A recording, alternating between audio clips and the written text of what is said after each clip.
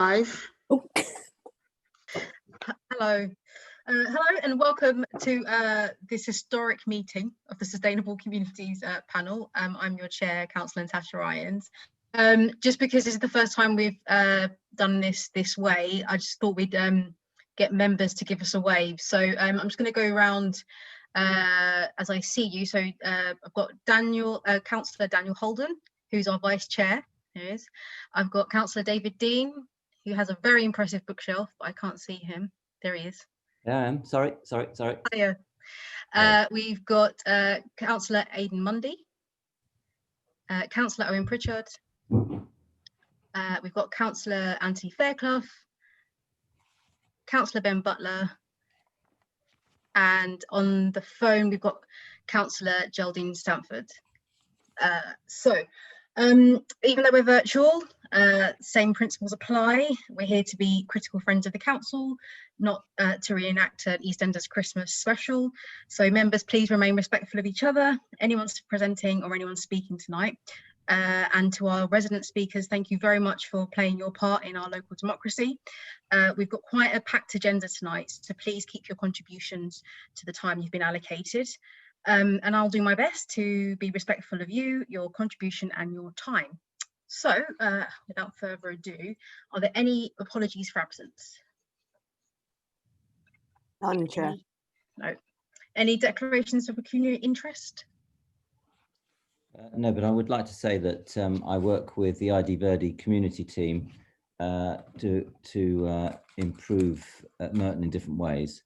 They're a charitable arm, and it doesn't change my opinion of the contract they have with Merton Council.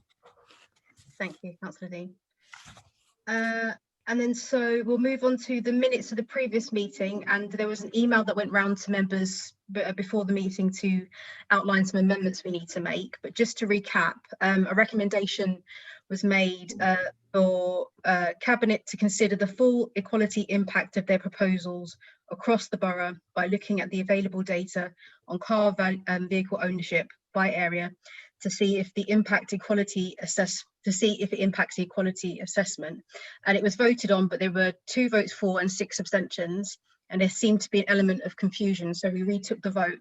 But after the meeting I consulted with the head of democracy services, and the vote shouldn't have been retaken, so that the recommendation stands. So that went to Cabinet. We would have been able to discuss this sooner to the time had this meeting not been pushed back from March. So the 2 recommendations that went forward were that one and the one that we discussed, looking at carrots not sticks to encourage people to drop their diesel cars. So is everyone in agreement with the amendments to the meeting? Agreed. Okay. And then so on matters arising, we do have a little bit of an update on the recommendations we made there. So again, members would have had an email that went out just before the meeting. The council are looking at incentives, and they're aware of a scheme in Brent called the Permit Surrender Scheme, and are looking into that. But they're also in response to the recommendation about the equality impact assessment. They looked at the data, and it doesn't seem to be a massive discrepancy between car ownership across the borough. And there's a table of data for you to go through later on. All clear? Brilliant. Okay, so we'll move on then to agenda item 5, which is ID Verdi. And I'll soon hand over to our Green Spaces manager, Doug Napier. And we've got guests here from ID Verdi. We've got Richard Burton. There he is. We've got Martin Bradley. And we've got Zoltz Takas from ID Verdi. And then we've got some resident speakers who, we've got Tony Burton from the Independent Merton Green Spaces Forum. We've got Kazia, who is a resident.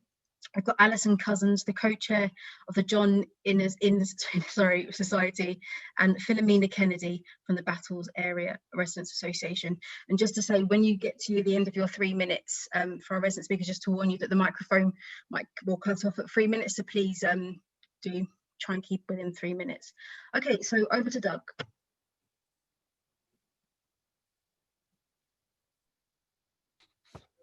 Hang on, this unmuting, but here I am. Thank you, Chair. I'm just going to run you through the report that we've produced as far as this item is concerned. Hopefully it's relatively self-explanatory, but it outlines the performance in terms of the management of parks, cemeteries and grounds maintenance. Specifically the work of ID Verdi, who are joining the meeting today, and some of the questions and points may be supplemented and supported by things that they may want to say.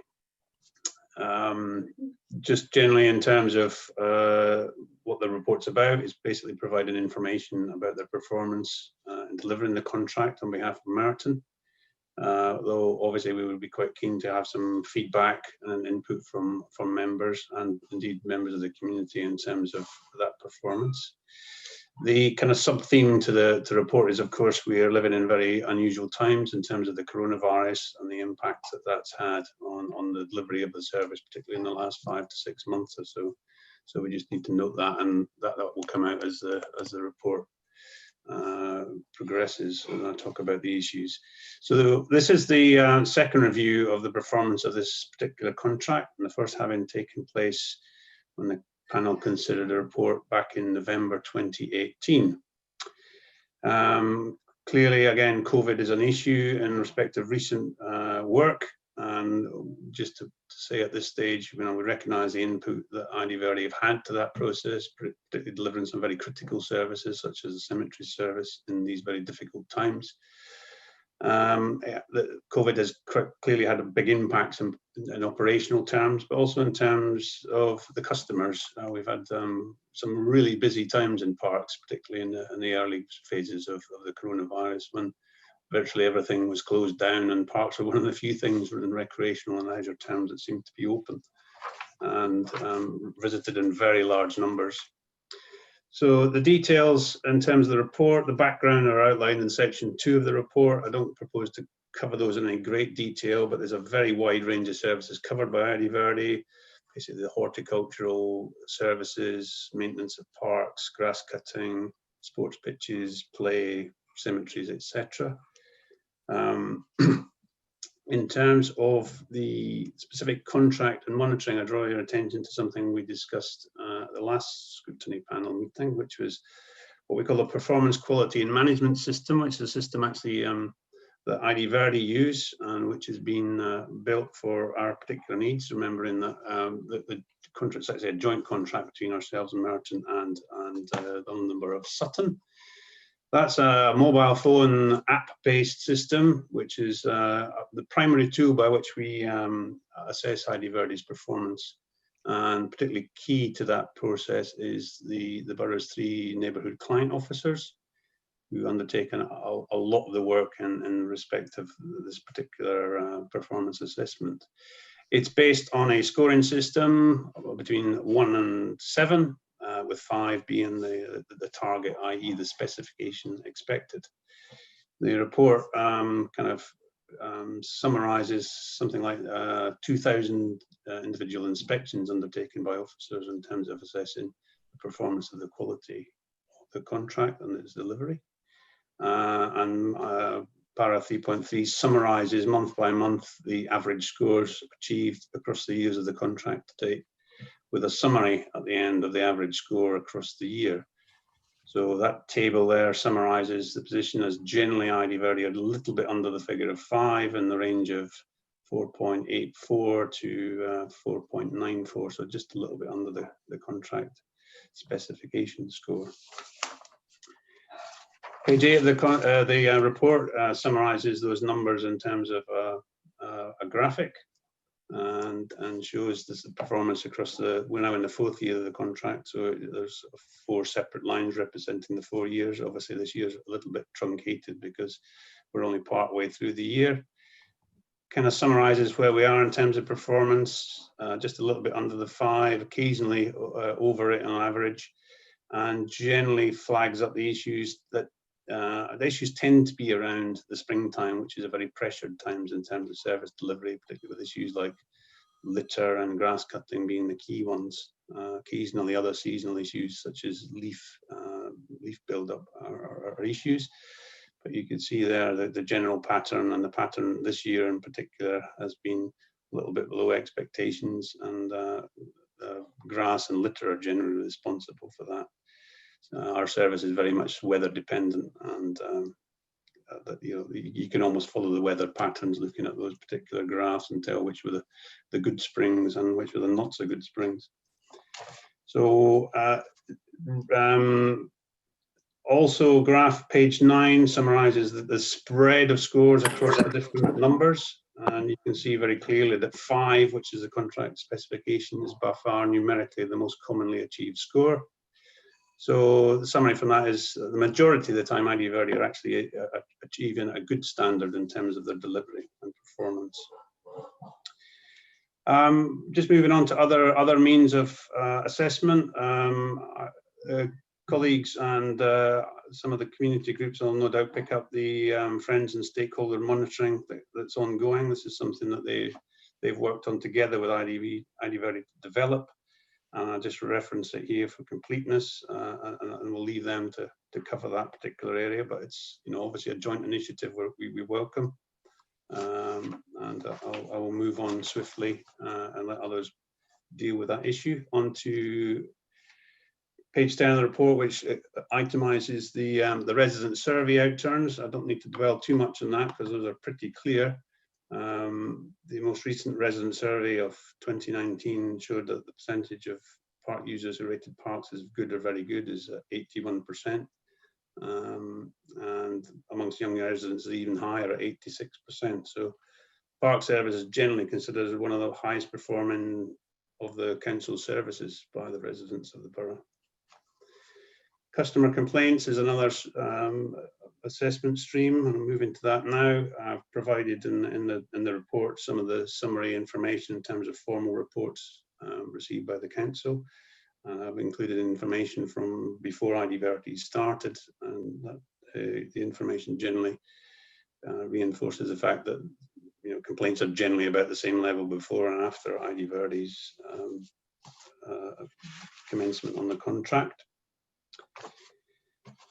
Greener Flag Awards, again, another issue I don't need to dwell too much on. Just to say, for those who don't know, the Green Flag Awards are a nationally recognised quality award, independently assessed, and it's been going for at least 20, probably more than 20 years now. In fact, this particular borough has 6 Green Flag parks, and that achievement is significant in that the standards of presentation of the park are a key part of the assessment process. So ID Verdi's work contributes to that, and we've held and maintained and actually increased a couple of years ago the number of parks that achieved that award with ID Verdi's contribution towards that. Moving on, generally I'm moving on to COVID impacts now. 2 particular areas to highlight in terms of cemeteries. Obviously, that was a key service for us, critical service to deliver, and there's no doubt that the COVID had an impact in that respect, and some aspects, particularly the memorial safety testing program, for example, was affected by that and held back in effect by COVID needs, with burial numbers running at much increased levels, particularly during the May and June period. Sport was initially affected too, in terms of lockdown issues and social distancing. That began to recover around about May time and progressively through the summer, and we're now more or less at the state where most sports are back, maybe in a slightly modified form, but most are actually now back up and running. Cricket started during July, tennis in May, football's raring to go, their season just about to begin. But we've come out of that, and that's indeed thanks to ID Verdi, because they continued to maintain the pitches even if there was no activities happening throughout that period. Otherwise, things like cricket could never have happened in reality. So moving on, another area to highlight is events, and simply to recognise that ID Verdi have input to the delivery of our event service, and in a significant way, both in terms of providing event support, infrastructure and equipment, and post-event grounds repair works, and things like Mitcham Carnival, the input to fireworks shows, and the Eastern Electrics Festival, to name just 3. Moving on, again, when I want to pick up the community development, friends and stakeholder engagement work that ID ID Verdi do. This is something that perhaps isn't so widely appreciated, so it is worth focusing on, I think. ID Verdi has actually invested something in the order of 1,000 staff hours in community development work with friends, stakeholders, etc. During the period of the contract. They've attended to more than 100 meetings to support that work. That's summarised in the table on page 12. And also to point out that this, 833 volunteer days have been delivered through the National Probation Services Community Payback Project as well, which has involved practical works, painting fences, doing a gardening work, etc., with the community payback teams, a number of parks in the borough. And page 12 also highlights some special projects ID Verdi have been involved in. There's a range of those, ranging from the development of the new pocket park at Gap Road to adventure golf refurbishment at Wimbledon Park, right through to helping re-establish the Friends of Collier's Wood Rec, and many things in between, including roadside bulb planting, etc., that some members in attendance will recognise. So moving to a summary position here, just generally in terms of returning to the performance quality and management system, generally ID Verdi have been operating just a little bit under the 5, but broadly, generally the standards are good, because 5 is commonly the score they're achieving, with 1 or 2 exceptions. Grass cutting and litter, particularly seasonal issues, are ones that we need to keep an eye on, very much weather related, and these pressure points are things where there needs to be a further consideration of the deployment of staff and other resources at those particular times, May to June being a particularly vulnerable period to those, and when the sun comes out in particular, or it's too wet, those tend to be the issues in reality. Other issues where there needs to be areas of improvement, while expanding the network of engagement with community groups is a clear one. I think we all recognise that, those who are involved in the client team and ID Verdi too. They need to spread their wings a little bit and begin to make impacts in other parts of the borough, and continue the good work that they've actually achieved in some specific areas and some specific projects. And I suppose the other final theme to pick out is COVID and the impacts as we begin to come out of lockdown. Obviously, trying to recover some of the services that have been affected by that, things like the memorial safety testing, and consolidating sport that may not quite go back on full throttle. That's obviously a key area. But just generally to emphasise again that the thing about on a positive note, I mean, COVID has had impacts. But I think it's really reminded us that how important parks are to the communities. They certainly enjoyed parks very much during those early lockdown periods, and they kind of visited parks in very large numbers. And there were operational issues on the whole linked to COVID. It certainly had impacts, but I mean, generally, I think the community very much appreciated having parks at those times and enjoyed them to the full. Great. Thank you so much, Doug. I was just wondering if anybody from ID Verdi wanted to come in and just say a few words.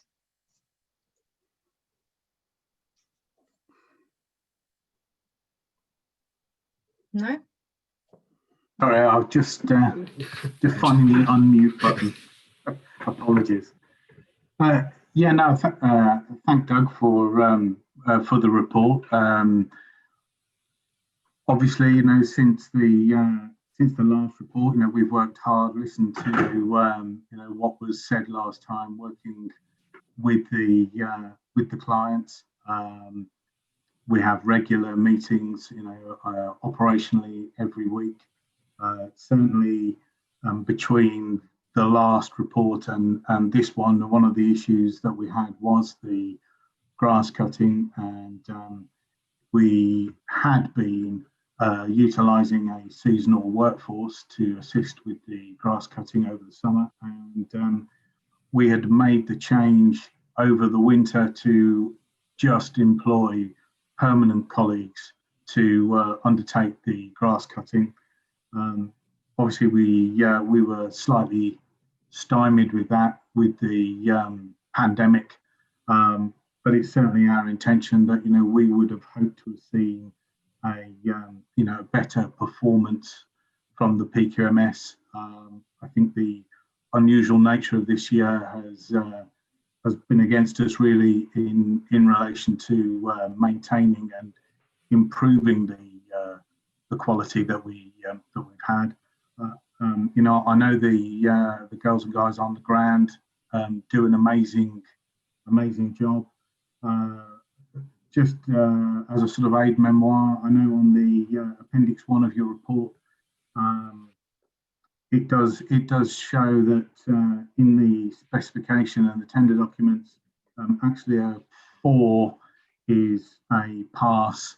A 5 is releases a bonus payment that gets paid to all operational staff if we can achieve a 5 or better. Well, actually, it goes from a 4, but from a 5, it's 100% paid, which we then distribute amongst all of the colleagues on the contract.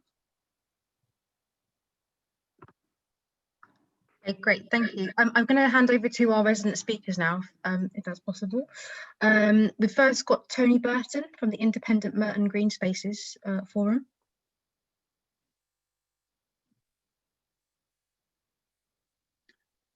Hello, can you hear me? Yeah, coming through loud and clear. When you're ready. Okay, hi there, I'm Tony Burton. I'm convener of Independent Merton Green Spaces Forum. We set up in 2016 to provide a network and collective voice for friends and like-minded community groups for parks and green spaces across Merton. May I begin by thanking you for both putting ID Verdi's performance under the scrutiny spotlight and circulating our annual review with your papers. As the last few months have shown, Merton's green spaces are an essential public service and they need to be given the care and attention they deserve. We are pleased to report constructive dealings with ID Verdi, but on the ground they are too dependent on local relationships. There is no getting away from the problems involved in delivering the contract. However you measure it, ID Verdi's performance is below par. Across the contract as a whole, it has exceeded the target in just 4 of the 14 months it has been involved. Our own green space assessments of individual sites paints a similar picture.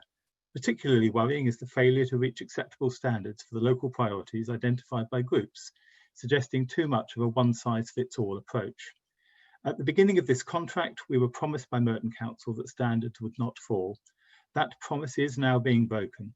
We believe the root causes are, first, ID Verdi doesn't have enough staff. Second, too few ID Verdi staff have the horticultural and grounds maintenance training needed to get the basics right. Trimming roses with a hedge trimmer and pruning shrubs just before they flower are just 2 examples we have provided. Third, the chronic lack of knowledge of the local circumstances of different parks and green spaces. Fourth, the contract needing much more active and assertive management by Merton Council. And fifth, that green spaces need a clear borough-wide strategy for their future and individual sites need basic management plans. To deal with this, we're asking you to skill up the council's scrutiny process for large contracts to be able to ask the right questions. And tonight, this means ask for an ID Verdi performance dashboard to be published weekly, monthly and annually so that we can all respond quickly to what is going on. Transform how easy it is to report issues online so the public can keep ID Verdi up to the mark. Subject the contract to scrutiny every 6 months and hold an annual review informed by feedback from friends and like-minded groups. Demand more active management of the contract by officers, penalising poor performance and updating the contract. Secure a commitment to prepare a borough-wide green spaces strategy, including commitments to increase the tree canopy and invest in on-site management, such as watering and electric vehicles. And initiate a programme of locally agreed management plans to guide the future of each green space across the borough. Independent Merton Green Spaces Forum is here this evening because communities across Merton care passionately about their local green spaces. This contract has been running for well over 3 years. The time for excuses is now over. Delivery falls short of requirements. Merton Council needs to do much more to involve communities, challenge performance, set expectations, and ensure our precious parks and green spaces are managed to the high standards we all deserve. Thank you. Thank you very much, Tony, for your contribution. We're going to go now to Kazia, who is a local resident.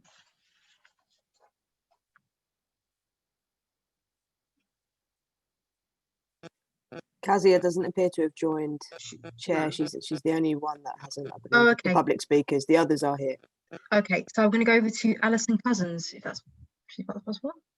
Hello, can you hear me? Yeah, we're coming through.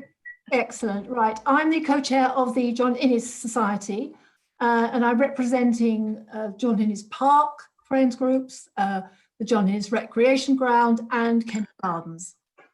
Our comments are overall positive. The one main criticism would be careless mowing. For example, the bark has been stripped off fairly young trees in the John Innes Recreation Ground, and one of those was actually already a replacement due to vandalism, so that was a bit upsetting. And 3 saplings in Kendall Gardens have also been damaged. Worse still, there was very injudicious mowing which pulled up 2 rose bushes in the ornamental beds near the pond in the John Innes Park, which is also very upsetting. But overall, as I said, this is positive. And the John Innes Park team continues to work very well with the Friends group and has done so for years. They report that they're easy to contact when they're not actually in the park. And they've made every effort to make the Friends work a bit easier. For example, they allow them access to hoses in the yard and things like that. And thanks to them, we've got yet another Green Flag Award. One thing I would like to highlight is that there have been several illegal raves around the bandstand area in the park this summer, which has proved very upsetting for local residents. The police haven't been really terribly on the ball about this, but ID Verdi staff helped clear the masses of litter, and they were totally unasked to do this. The bottles, canisters of you-know-what, etc. And they were there first thing the next morning, helping the Friends groups. So we really, really appreciate that, and our thanks to ID Verdi for having such helpful staff. From the point of view of Kendall Gardens, this Friends group is relatively new. They had a few false starts, but once Jolt was contacted, his support and advice has been very, very helpful and appreciated. He's supported new initiatives with the wildflower area and adjusted mowing schedules and things like that. We also had problems with litter in the gardens, but the Friends group put in some temporary bins, and Jolt sorted this out, got them emptied and everything. So thanks to him for that. We also, in Kendall Gardens, benefited from the community payback teams. They did some painting the railings and cleared the paths. Because the Friends involvement is actually only limited to the flower beds, so they're not allowed to do anything else. So overall, we are very positive about the ID Verdi involvement, and thank you very much to all the employees of them. Thank you. Thank you very much for your contribution, Alison. We'll now go on to Philomena Kennedy from the Battle Area Residents Association.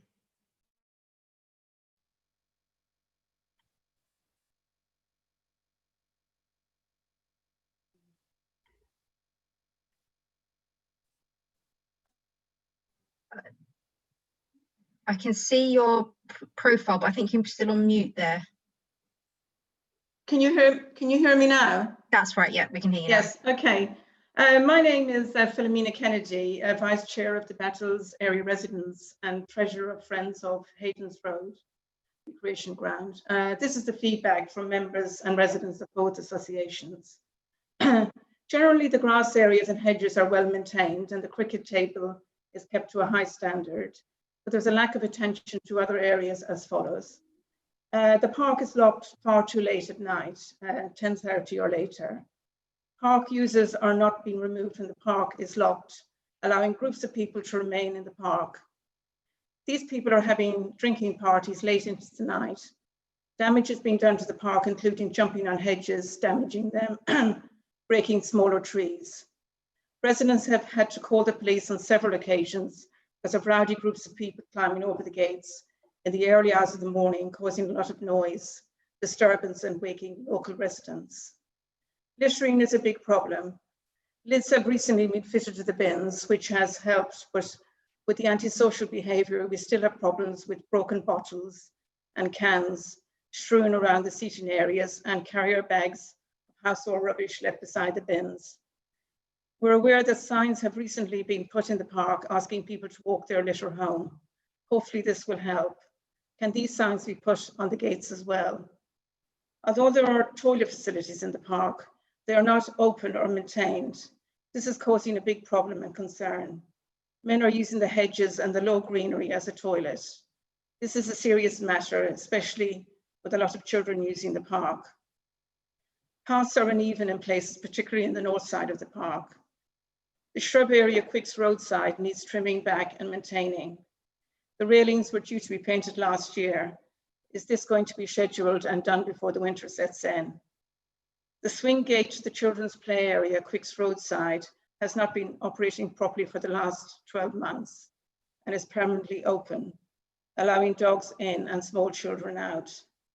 This has been brought to your attention by Friends of the Park some time ago. The large wooden seat in the children's play area still has not been painted. The rubber matting surface is permanently damaged, causing a trip hazard. There are potholes in the tarmac, which needs attention. Repairs to the wooden climbing frame took 12 months to complete, but the swing rope on the wooden climbing frame has still not been replaced. The repair, including replacing the wooden post with a metal post, because we were told metal is more durable and long-lasting than wood. However, some of the climbing grips on the new metal posts are already broken. Shouldn't there be systems in place whereby children's play areas are checked regularly for maintenance and health and safety issues? Feedback from parents is that they cannot understand why the Haydens Road recreation play area appears to be more poorly resourced and maintained than other play areas nearby, especially when it is used so heavily by so many children. Compared to Garfield and Collier's Wood recreation grounds, the equipment is inferior and does not maximize children's development. Many parents constantly ask why Haydens Road is viewed less favorably than those other areas. Report and photographs can be forwarded. Thank you. Thank you very much for your contribution, Philomena. We'll now go back over to Doug and to Representative Smiley Verdi to respond, and then we'll go over to the panel members for questions.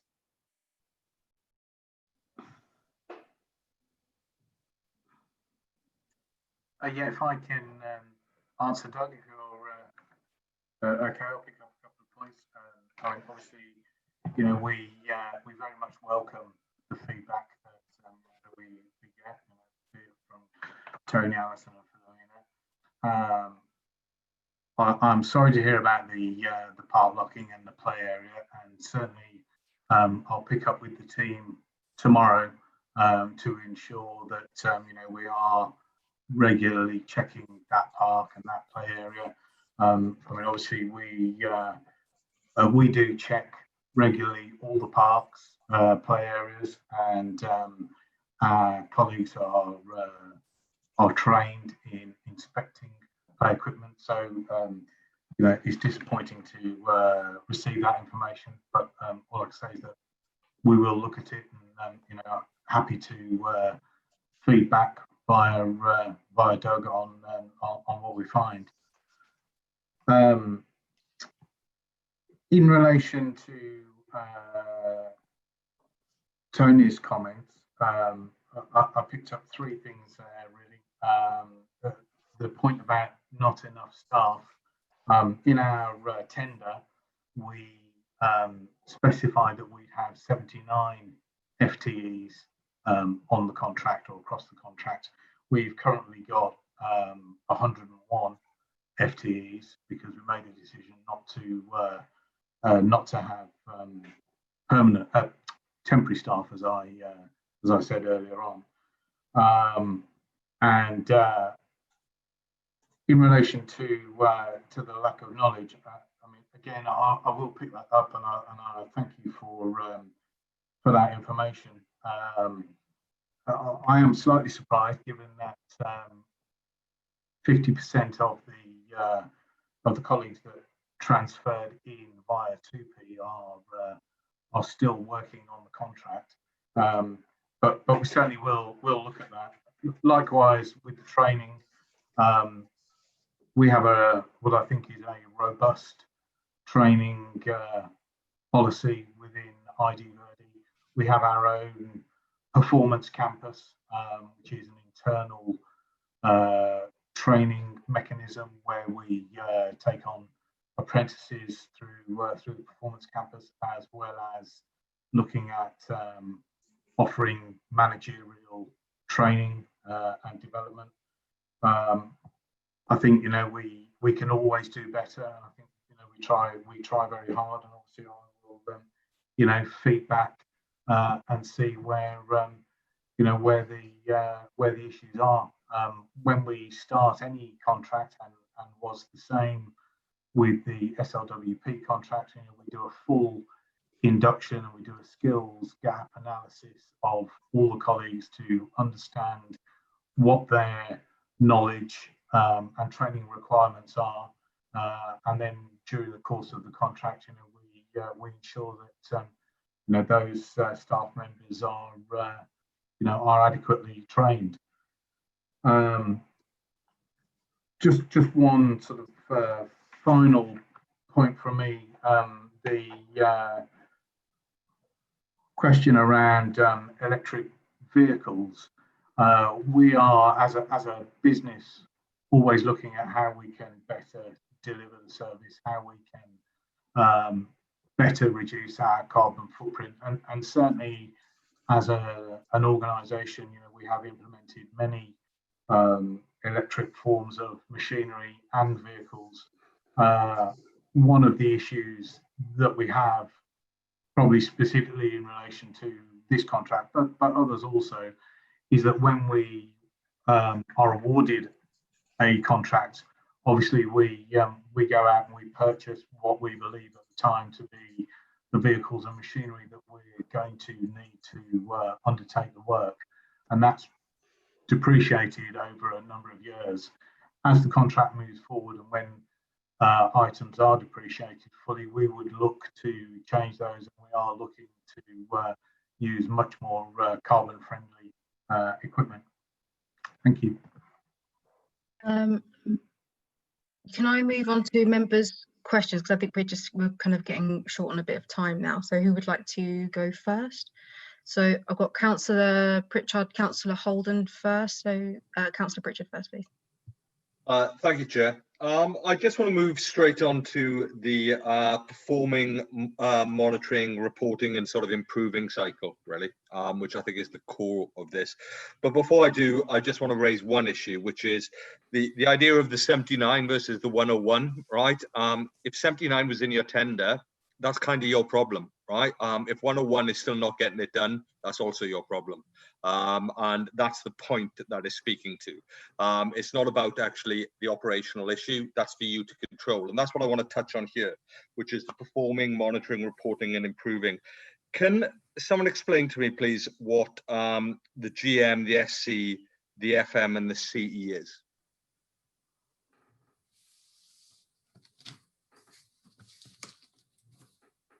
Doug?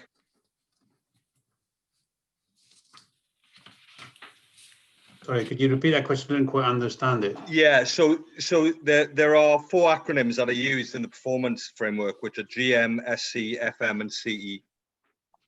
GM will be grounds and maintenance. The other CE, I think, is cemeteries. Yep. The other ones are, just remind me.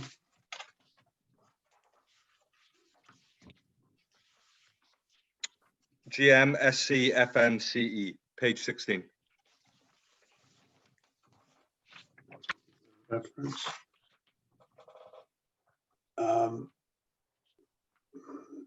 SE is cleansing, GM is grounds maintenance, FM is, I don't know what that acronym is. This is ID Verdi's issue, so they may want to help me what they originally stand for.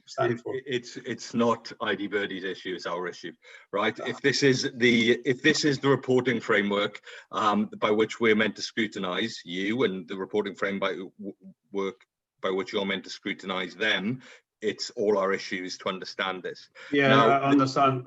They're acronyms for specific parts of the contract.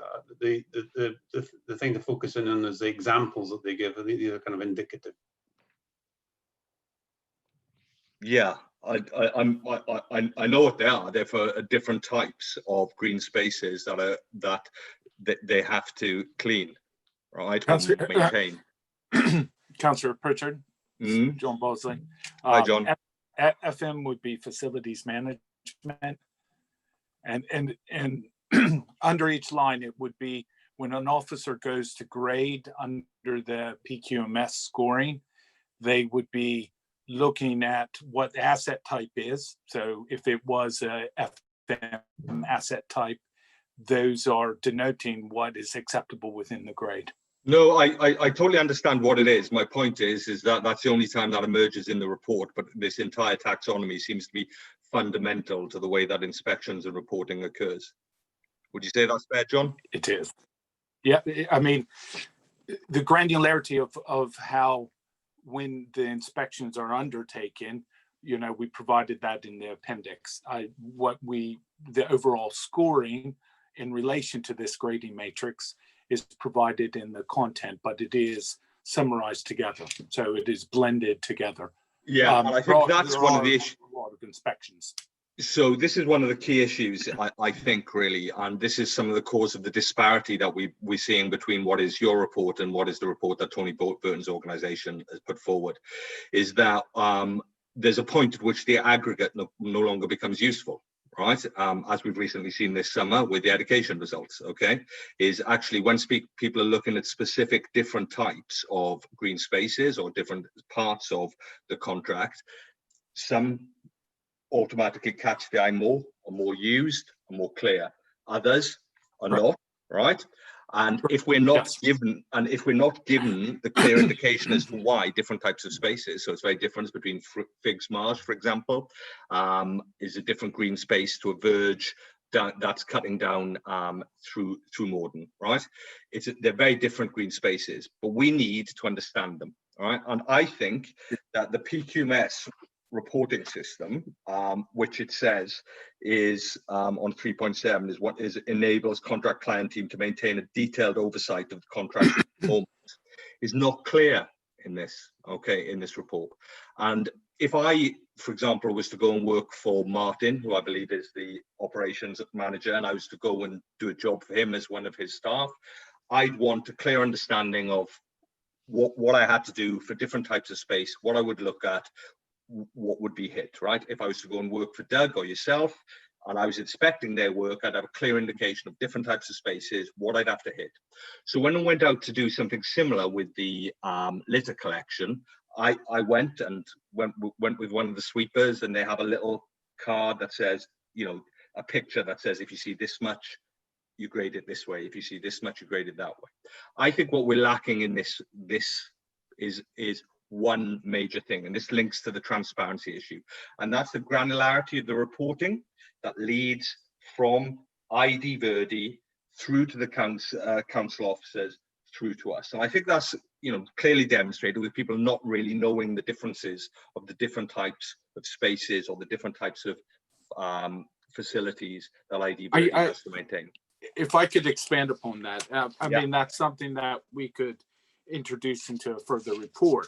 In terms of the granularity of data with this, we have a shared grading system, which is, I have to look at my notebook to get the correct vernacular of the system itself, which has this granularity to it, which builds up to this overall figure. That would allow us, so I've observed the granularity in this data. I mean, you touch on a point which is right, which is the overall result that we have located in the paper under 3.3, that larger table, is the culmination of these multiple grades that are given to all the assets. But 75 to 80% of these are highway verges, because they are the predominance of what we do as a business. The majority of assets and asset locations will be highway verge inspections in respect to that. We do a random sample. John, can I just stop you there? And I think that's the perfect point, really, is that what I'm trying to reconcile really is the difference between what the residents are saying and what is being reported. In conclusion, though, just to report on the performance, this is how the contract is comprised. So what we're reporting on in this totality of reporting, that one measure, is how the contract was created, and that's what the agreement is. I don't take away from your points. They're very valid points. Let me come to a suggestion, John. Right. Yeah. First off, I think different square meterage is in different areas provide different utility and therefore of different importance for residents. Okay, and therefore aggregating them is not sufficient. Secondly, I think that the reporting system doesn't give us the granularity to look at the patterns in different types of facilities. Let me therefore propose that we organise a clear day visit where we are taken from what the contract specifies through to what the operations manager tries to operationalize it. So Martin in this case, right? We have a look at what his team then does, okay? And so we see every bit of this, right? Yeah. So we understand this reporting framework, and then another couple of hours with the performance monitoring team to see how they do it. And my second proposal is that we look to try and, in future reporting, we split down the different types of facilities that are reported on within this, so we can get to the bottom of why the residents' experience is so different from the reported experience. Okay. Yeah. So what? Two clear recommendations, John. I'm limited on time. Do you disagree with any of them? No. I agree with that. And just to give you some assurance, is that something that we do in our monthly reporting in the back office in terms of the granularity. We have a spider graph which looks at the multiple different assets we check. And what we do is look for any time that those drop below acceptable levels. That allows us to focus. I look forward to you taking those members of the committee who choose to come all the way through it, because I think understanding this is key to reconciling the two different experiences that these two reports show. Okay. So I'm just going to go on to, even though I said Councillor Holden next, Councillor Fairclough has some own issues specifically on reporting, and then we'll go to Councillor Holden. Thank you. Thank you, Chair. I wanted to add to Councillor Pritchard's point from a slightly different angle, if I may. Although I would highlight what he said about the granularity. Later in our papers in the performance monitoring, I note that there's a measure of grass verges which has the score at 3.85 for grass verges. So there is actually quite a lot of difference in the overall score. And I would ask as one of my questions, are there not opportunities to review the way the contract works during the process? And I think I'm right in understanding that there might be something at the moment where we're looking at contracts, or about to look at the contracts. There are opportunities there. But my actual question was more on resident experience. And I know there's something in this report on friends groups and how they might have scorecards. I wanted to examine, or to look at in a bit more detail, how that then links into both the contract monitoring and ID Verdi's performance and reaction to those. I also then wanted to draw on how residents' kind of complaints and service requests kind of add into that contract monitoring as well, because as the report points out, there's lots of different ways of reporting problems in open spaces or on grass verges, and some of those go straight to ID Verdi, some come through the council's reporting mechanisms. And lastly, I wanted to add a plea, which I think we've made before, of resident experience, that they shouldn't have to be experts in exactly which contractor deals with which asset, as they're referred to, because it's still the case that if you report on the council's report it service some grass verges, it tells you either that they don't exist or that they're not in fact owned by the council, when in reality the issue is they're not cleaned up by ID Verdi, but by, sorry, they're not cleaned up by Veolia, but by ID Verdi. And obviously the resident shouldn't have to know that at all. So that's definitely one of our pleas. But I wondered if you could give us a bit more detail, maybe both from a council and an ID Verdi perspective, on friends group scorecards and resident complaints and how they influence the monitoring and the service.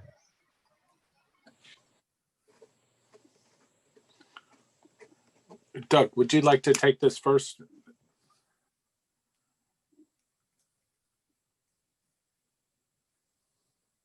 Okay.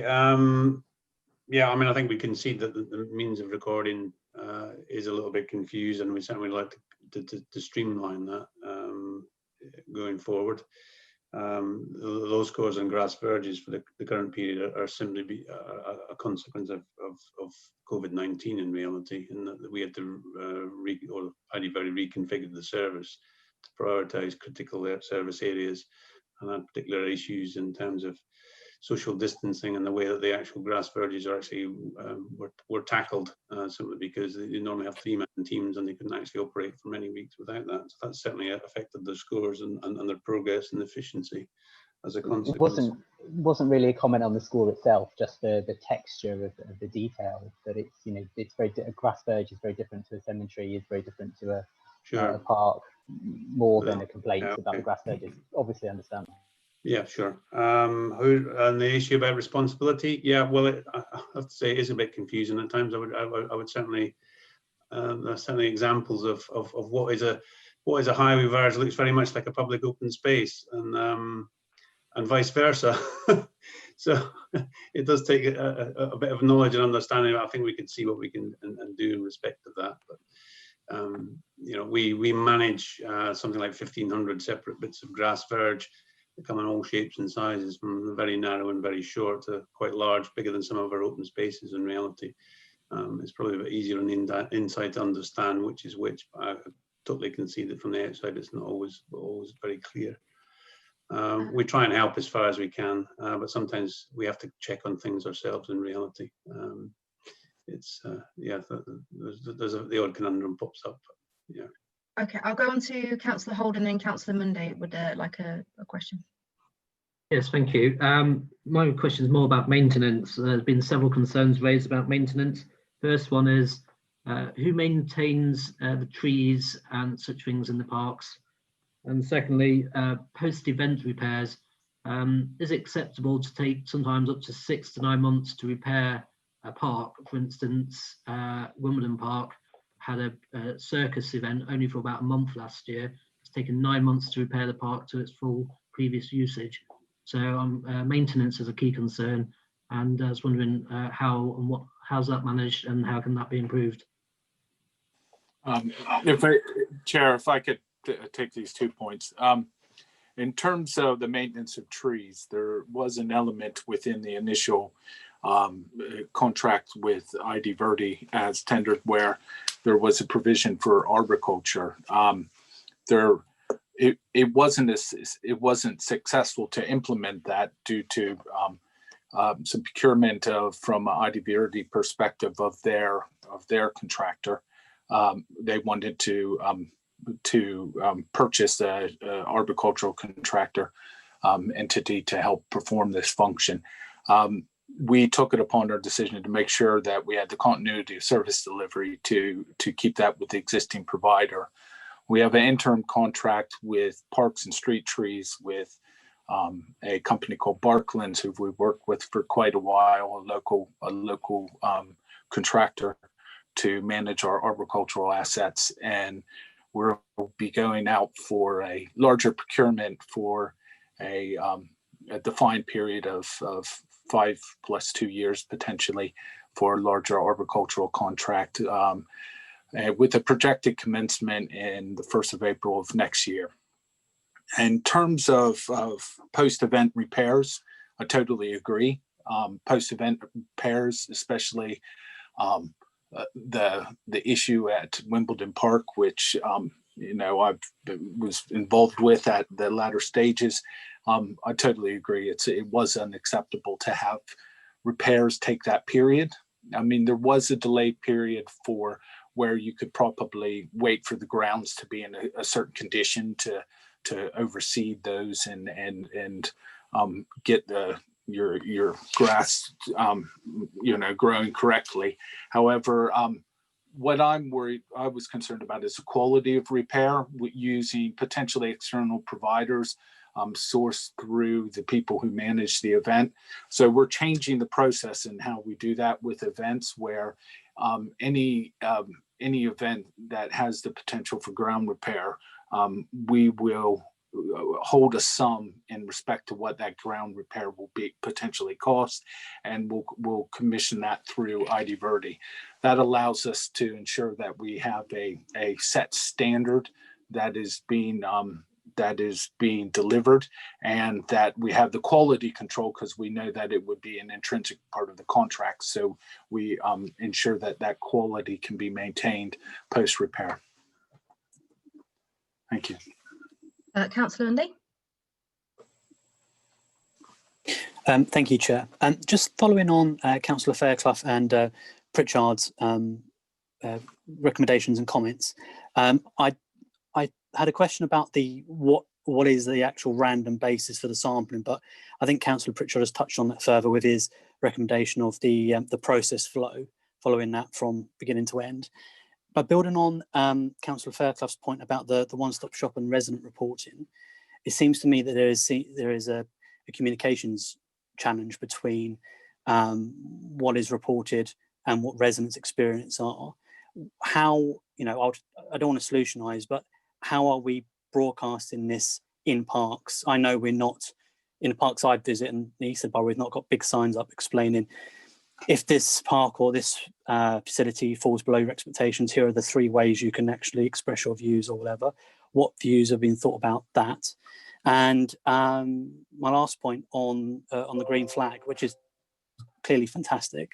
Appreciate we can't have every park in the borough with that same status. However, the list seems predominantly to feature parks in the west of the borough.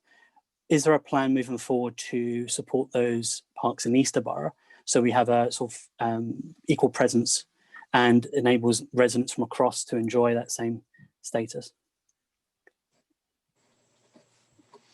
If I may, I'll pick up the second point from Councillor Mundy first. Maybe John can come in on the first point. The spread, there are 6 green flag parks at the moment. We aspire to a 7th, and we're already committed at some point in the next couple of years of making the cannons, the restored cannons, as our 7th green flag park. So that should redress the east-west balance, hopefully. Yeah, I recognise the way that green flag has evolved is not necessarily logical. It was about achieving the awards in the early days and achieving those awards in the parks that were relatively straightforward to achieve. But you know, with cannons being number 7, Collier's Wood's in there as well. We've got quite a nice spread, I think, overall in geographical terms at the moment, or soon will have. Chair, if I could address the point of reporting, I think this is overall something that we are interested in developing for public space as a whole. We don't want our customers to be experts in terms of what channel to report in. We want them to be able to report. And this is something that we need to look at and take some investment into, how to build a solution that works in multiple channels in terms of you know, desktop computer or mobile device in the field, and is able to then in the back office be able to channel it to the right provider, and then also keep people updated on progress of these reports.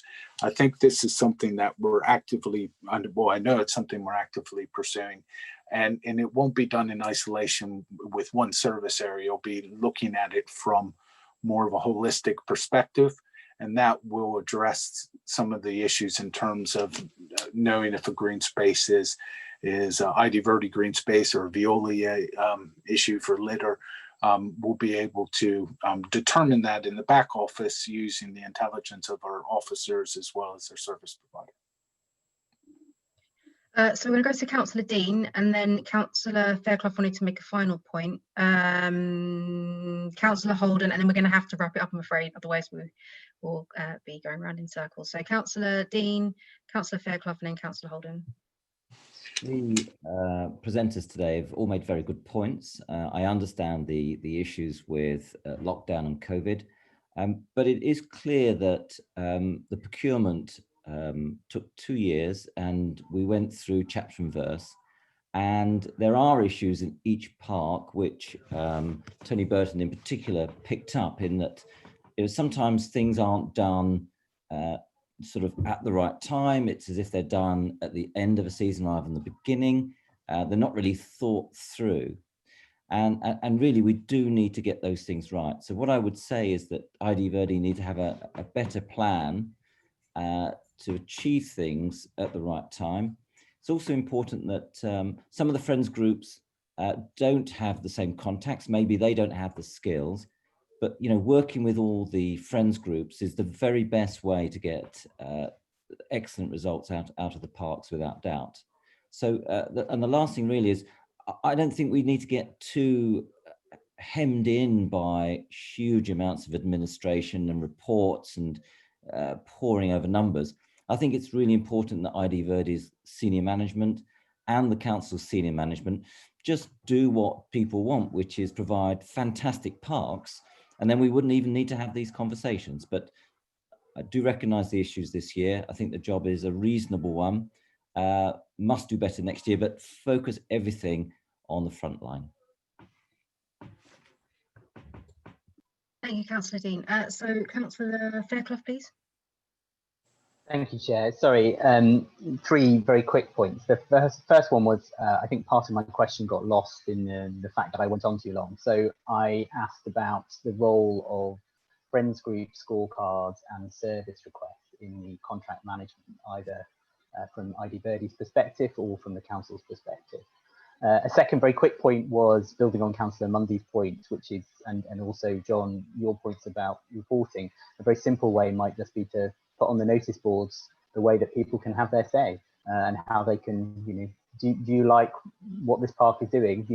How is it? How's your experience? Let us know. That might be a very quick way of doing it. And lastly, I wondered if somebody could talk me through the contract provisions around sports clubs and other groups, and whether specifically I'm interested in the role that ID Verdi has and the council has in kind of regulating what sports groups can and can't do, the facilities that they have access to, and also the charges that are applied. That would be great. Thank you. If I could address the point of the friends scorecards, currently at this minute they don't play into the overall figure reported within the content of this report. They I know would provide some direction internally for ID Verdi to focus their attention and hopefully be able to improve or correct things prior to the council officer visiting and giving a contract, applied score assessment. So, but that's something that we potentially can work on. In reviewing this and speaking to Mr. Burton before this meeting, speaking to ID Verdi and Doug, one thing that I would that I've suggested is that we commence and we have a Parks and Green Spaces consultative panel, and look at something where we can meet with the heads of particular groups on a quarterly basis to be able to learn from these throughout the contract year, the seasonality that helps address Councillor Dean's point of what's the service delivery plan over the next quarter, to make sure we're planting things at the beginning of the season rather than the end of the season, and looking at reports on scorecards from friends groups, how we can help in projects, and to give our overall more collective rationale of what we're trying to achieve throughout the contract year. I think that would help us all discuss these in a more active way and be able to get improvements built into the system. And that would involve ID Verdi as well as the council being there to both be directed and supportive of the active members in our parks and green spaces. In terms of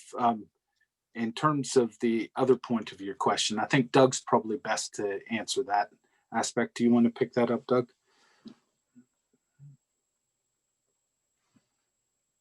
In respect of relations with the friends groups, do you mean, John, or the sports clubs part? The sports clubs. Okay. ID Verdi are particularly engaged with sports clubs and have been throughout the contract, of course. They work with many different types, and there's a lot of liaison goes on. It might be with ID Verdi having an input at this particular point, but the engagement is particularly significant, and with groups as a whole, whether it be tennis, football, or a whole range of other things, cricket in particular, the three main sports in the borough, and there's regular liaison with clubs, both with developments and in terms of the individual performance and maintenance of sites. And that goes down from, you know, a kind of senior level right down to the guys on the ground who are actually maintaining things like cricket wickets, bowling greens, etc., etc. So, you know, there's a lot of engagement there in terms of what the day-to-day activities as well, like in a more strategic approach, and you know, encouraging new clubs to come in to the borough and set up and participate in the sport in this particular borough. Great. Councillor Holden, and then we'll go to recommendations. Yeah, thank you. Following up from earlier comments made by Tony Burton relating to assertive management of the contract, in terms of the 3 client neighbourhood officers, aren't they the same 3 that happen to monitor the streets as part of the Veolia one? So the question is, do you have enough officers to actually do these inspections and checks? And B, are they clear what they're looking out for in the parks? Because there's clearly, as mentioned by the different residents, some problems that seem to be missed and keep recurring for a long time. So do you have enough, and are they trained to spot the certain problems when they do visit? Thank you, Councillor Holden. Chair, if I could answer the question. In terms of the client management unit, currently at the minute, that is correct. The 3 neighbourhood client officers comprise the team who undertake the PQMS scoring. They are knowledgeable about the service, knowledgeable enough to be able to deliver reliable scores. If they have any issues, they will speak to Doug or his further teams about any specific points of advice that they need assistance with. But they've had many years of experience in scoring that.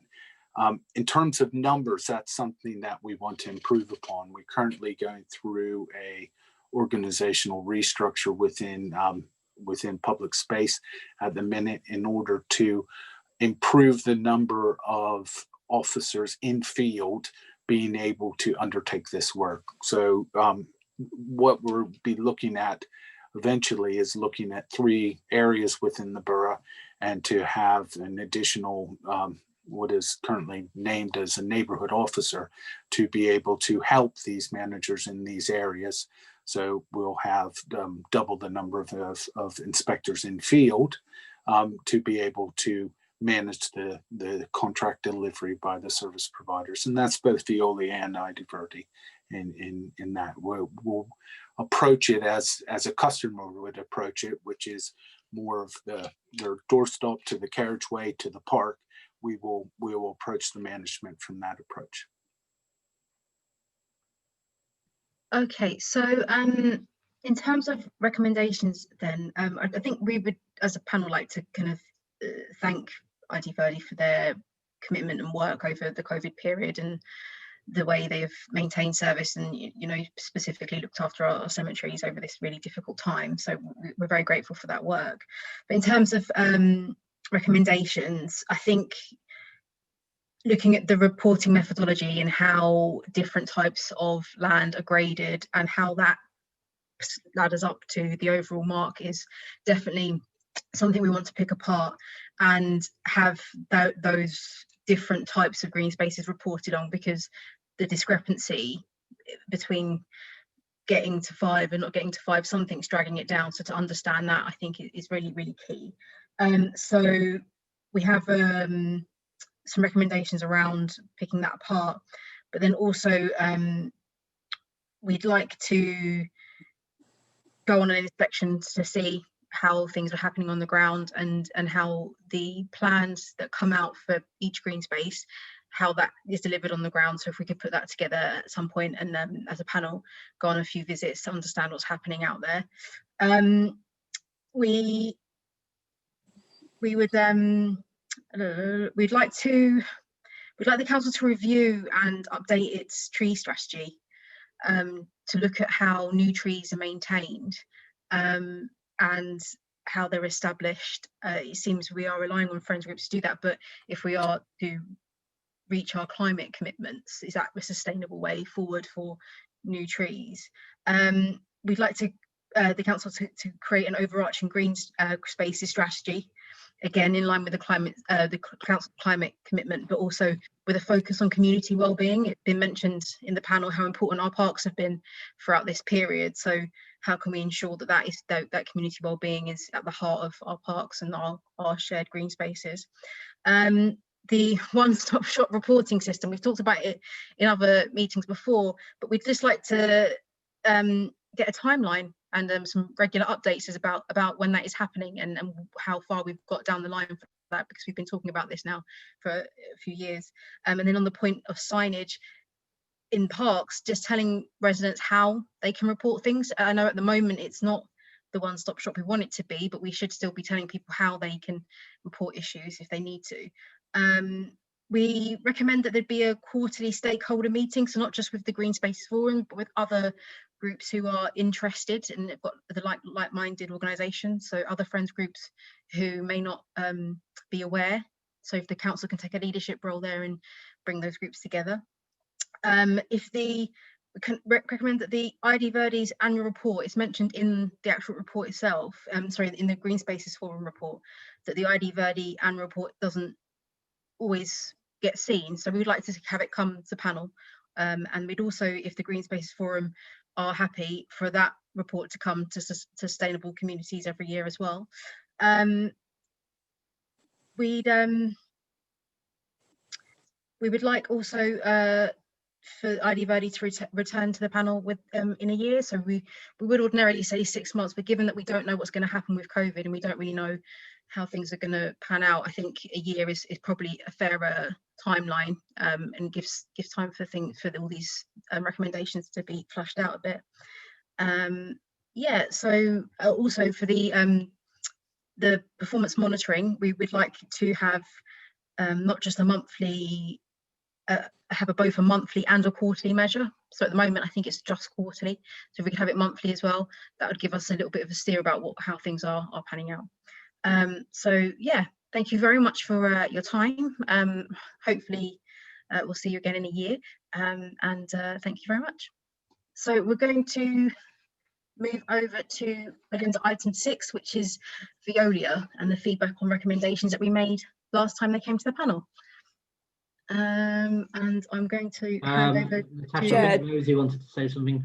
Oh, yeah. Sorry, Rosie. No, that's okay. Does everyone agree with those recommendations? Okay. Yeah, I second that and agree.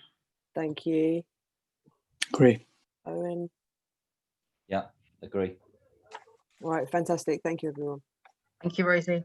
And then we're going to go over to agenda item 6, which is Veolia and the feedback on recommendations. And I'm going to hand over to John or Charlie to present the report. Thank you very much, Chair. This report builds on earlier reports presented to Scrutiny in September of last year. and focuses on Veolia's performance in relation to waste collection and street cleansing. I would like to start though, however, by acknowledging the commitment and professionalism demonstrated by the Veolia frontline staff in delivering a full service during these unprecedented times that we're currently operating in. And to put that into content, currently, in terms of waste collection, our general waste has increased by 12% at the curbside from household waste. And that's the equivalent of an additional 385 tonnes per month. And this is new waste coming into the system. This isn't a diversion from recyclers or from food waste streams. This is new waste following the changing behaviours and the working arrangements now of our population. And that's in excess of an additional 48 collection trucks each month delivering waste into our disposal outlets. Within the report, with regards to waste collection, over the last 12 months, we've seen a steady and sustainable improvement in the service. However, we do acknowledge that this is still room for improvement, and work needs to continue in managing individual crews' performance.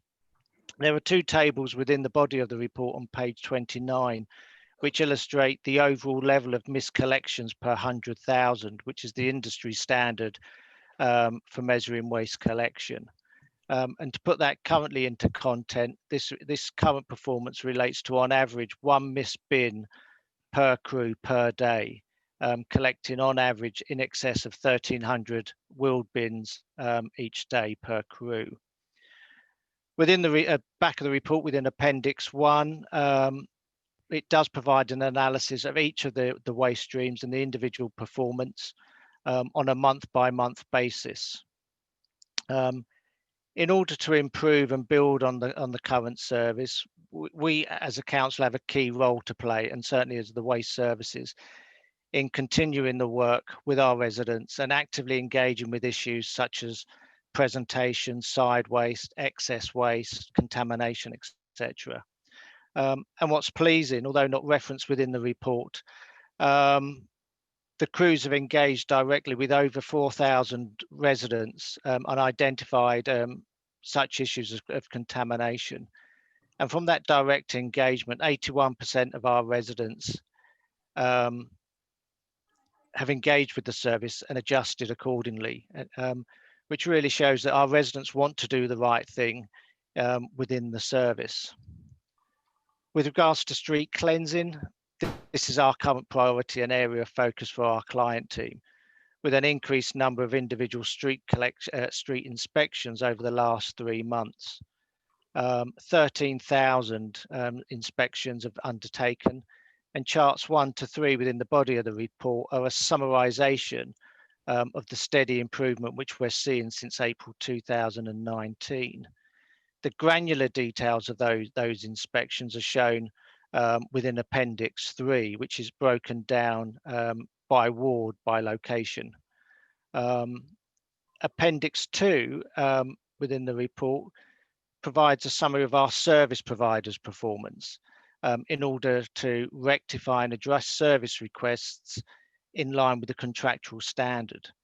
We did see within April, March, a higher performance following the imminent lockdown, and that's really addressing the changing behaviours of our residents. We've seen a significant increase in the number of residential parked cars in our side roads. We've seen a significant decline in the footfall around our transport hubs and our tube stations. Yet we've seen a greater increase of activities within our residential areas, with residents undertaking daily exercise. So our contract providers needed to adapt and react to those changes and reschedule the rounds accordingly and the beats accordingly to address those needs. Moving forwards, we do acknowledge that further work's needed, and we need to bring back online the work streams that we suspended during lockdown in the early days of COVID. We need to re-energise our Cleaner Merton programme and activate and build on the work currently undertaken within the local improvement plan, which can be seen within Appendix A, which was provided by Veolia in response to early scrutiny meetings. Key to all of this will be our communication strategy moving forwards. Historically, we've actively communicated to our residents around our recycling performance and the importance of recycling. We now need to address issues of littering and fly tipping, and how changes in behaviour can support the service in creating a cleaner and greener Merton. So in closing, I'd like to bring to the panel's attention the progress to date from the recommendations made to Cabinet following scrutiny in September 2019, and welcome feedback from the panel and any questions. Okay, so first I've got Councillor Butler and then Councillor Fairclough. Thank you. Yeah, and just can I echo the points made earlier about our appreciation in working in such a tough time. I'd like to focus on a slightly focused, small area of this large report here. A difficult area in my ward of Abbey Ward, especially in kind of more built-up areas, is the fly tipping and kind of poor management of waste, either by residents or the contractors themselves around flats above shops. I've seen, in terms of what I've seen in the ward over lockdown, we've been managing really well, but this is still an issue that's cropping up again and again. So I was wondering if you could say a little bit about what your strategy was going into that, but how you find talking to businesses that are coming up again and again as kind of making this problem worse, and how you plan to talk to them, organise that with the surrounding flats, and include in a kind of wider strategy there as well. Thank you.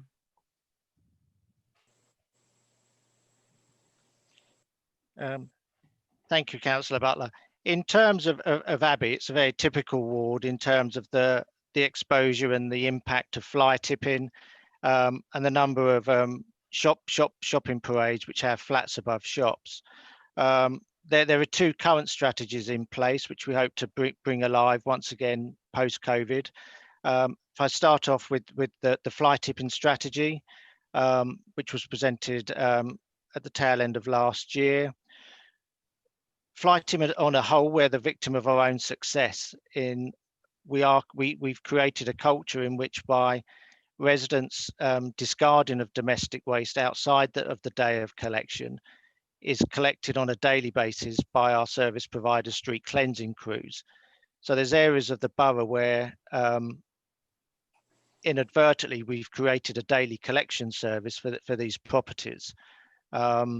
And that's what we hope to address through both the flats above shops strategy and the fly tipping strategy. In regards to the flats above shops, key to that success will be the ongoing and live communications to this transient population in terms of informing and engaging and educating residents on the collection service for their unique property, the day of collection of their property, and further supporting that with our enforcement teams through an engaging and educational program where we can highlight those residents that are presenting waste outside of the collection time zone, and ensuring they have the right containerization, the right information in order to participate with the service.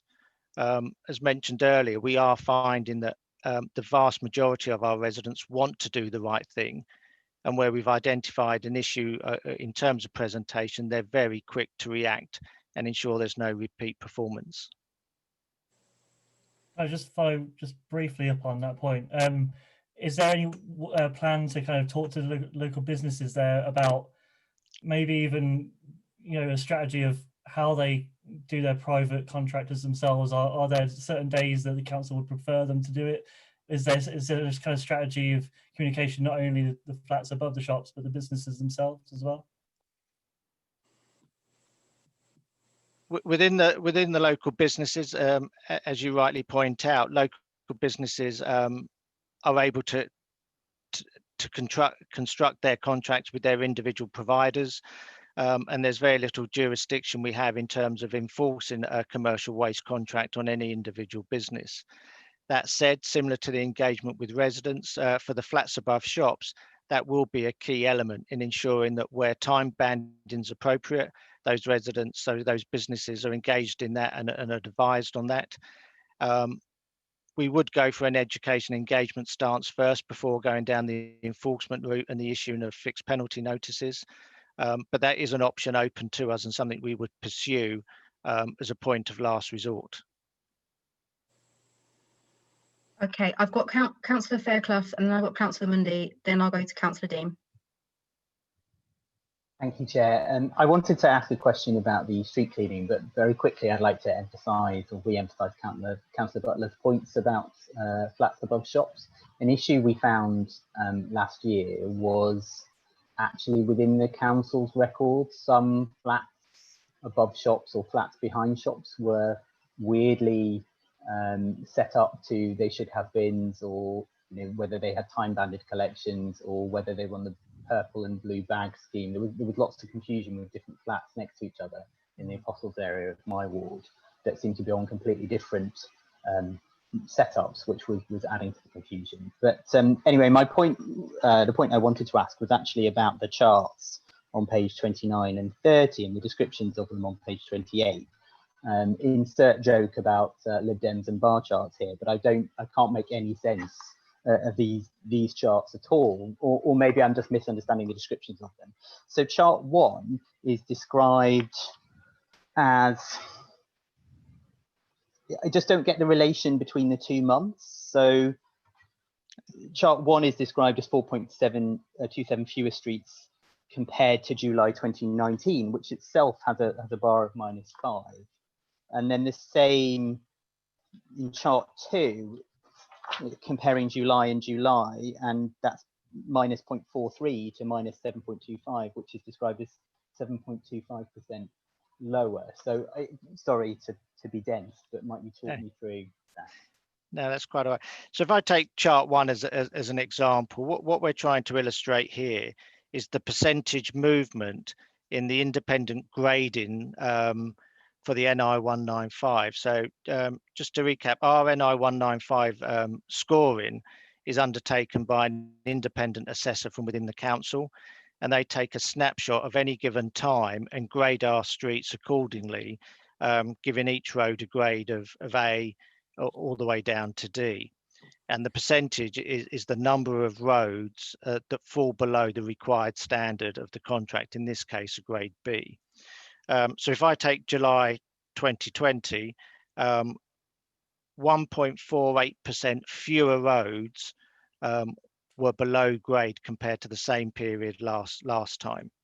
And it as a converse correlation, in April 19, 4.2% more roads were below grade for the corresponding month and year accordingly. So we've seen a steady improvement in terms of the number of streets below grade within any given snapshot undertaken by the independent assessor. These graphs really show the current level of litter, detritus, graffiti, etc. Across the borough. And it's Appendix 2, which really illustrates our contractors' performance in rectifying those service requests that have been identified through our corporate CRM systems. So just to check my understanding, thank you for that, but the bar itself and the percentage is the comparison with the month in the previous year. So July 2019 was down 5% on July 2018 in table 1. So if I could interject, yes, it was, but the figure you have in that chart for July 19 is 5% down against July 2018. Yeah, sorry, that's my understanding. Thanks. Yes. Okay, so we'll go to Councillor Mundy, please. Thank you, Chair. And just firstly, I want to echo some of your comments made earlier about considering the sheer increase in waste given the current climate, and we've managed to maintain a regular waste collection compared to other boroughs. That's something to be commended. But moving on more to points that colleagues have previously raised on street cleaning. Appendix 3, I've got a question, but I just want to double check if I think what these are actually telling me. Could someone just describe that table very briefly for me? Yes, let me get to it real quick. In Appendix 3, these are historic set zones for undertaking our N195 street cleansing surveys, which are done independent from the client management group and the contractor. So this is the historic record on street grading in terms of what is identified, either litter, detritus, and then we take the combined value of that. But this is more of the granular data that is represented in the overall data that is in the body of the contract in charts 1 to 3. Cool, good. That's what I was hoping it was, just double checking, because it does seem there's a lot of variation in that, and I appreciate when we get to the granular level we're going to see that, but there's also appears to be a significant disparity between some of the wards in the east versus some of those in the west, if I'm reading these correctly. Yeah. How, moving forward, how are we addressing that? And particularly, you know, there doesn't seem to, I mean, again, because of the sheer variation, there doesn't seem to be a particular trend downwards. So sort of part A and a part B there. In terms of how we are changing this over time is how we deploy the resource. That was first demonstrated in the local improvement program delivered, which is an appendix to this report, in terms of looking at its focus on areas which need more improvement, and also looking at our resource deployment across the borough as a whole. This is something that is an art more than a science, but we do have identified where those issues are. It's then how do we develop that? This is something we were actively interested in and investigating at the beginning of the year to hopefully get some more traction in spring. Our best laid plans were, had to be delayed. One of the things that we're potentially looking at is the development of a sub-depot in east of the borough to hopefully support improvements in mechanized footway sweeping, which will allow us to get a higher rate of return on following routes in terms of footway sweeping, which is the thing that we can control. Litter is the one thing that we can't control as much. Outside of the areas of litter servicing litter bins, that's where the communication stage comes into play, where we need to think about communication strategies on how we can make that a topic within the community in terms of decreasing the amount of litter just thrown naturally. So we have plans in place to look at that. But we're watching this trend, using this to see, are we moving in the right direction? Cool, okay. Thank you. So Councillor Dean, and then Councillor Fairclough wants to come back in with another point. So first of all, I'd like to say that the bin collection people, not just now, but consistently over many years, always do a fantastic job. It's one of the most difficult jobs, I think, in the country, and to constantly do that day in, day out is amazing. So they continue to do that through the lockdown. Secondly, there are a number of streets which are just not on the plan and will not get swept unless there are complaints from residents or from councillors. And this goes around in circles, and it shouldn't be the case. So I shouldn't have to follow up consistently and say, can you sweep road X, and be told, yes, because we can see that it's not in a good state. So really, it's a bit like when we were talking to ID Verdi. you need to plan to sweep every street. And I accept you're not going to do that weekly, but please have a plan, because at some stage leaves will fall, drains will be blocked, litter will be dropped, and bin collection men, as far as they are fantastic, are going to leave things behind. So it's more efficient for you to deal with them. So it's not a question, it's a statement, but they're my 2 points. Thank you. Thank you, Councillor Dean. Councillor Fairclough. Thank you, Chair. Not a question on litter or road sweeping, but last week we had a couple of days of heavy rainfall, and this seemed an appropriate point to bring in after the flash floods on various roads in the borough. If you could give us an update on gully cleaning, which we understand is only part of solving the problems of flash flooding, but we wondered if there could be an update on that. Yes, certainly. Obviously, we were monitoring our weather forecasts on a daily basis. And as you've articulated, the borough did come under 3 to 4 days of extensive flood flushing, particularly in the known hotspots around Rains Park, Cannon Hill, etc. We do have a regular gully schedule that's managed on our behalf by our contractor, in this case Veolia, who undertake a cyclically cleansing schedule, which is at different rates per location type. So our town centres are cleansed 4 times a year, where residential roads are biannually.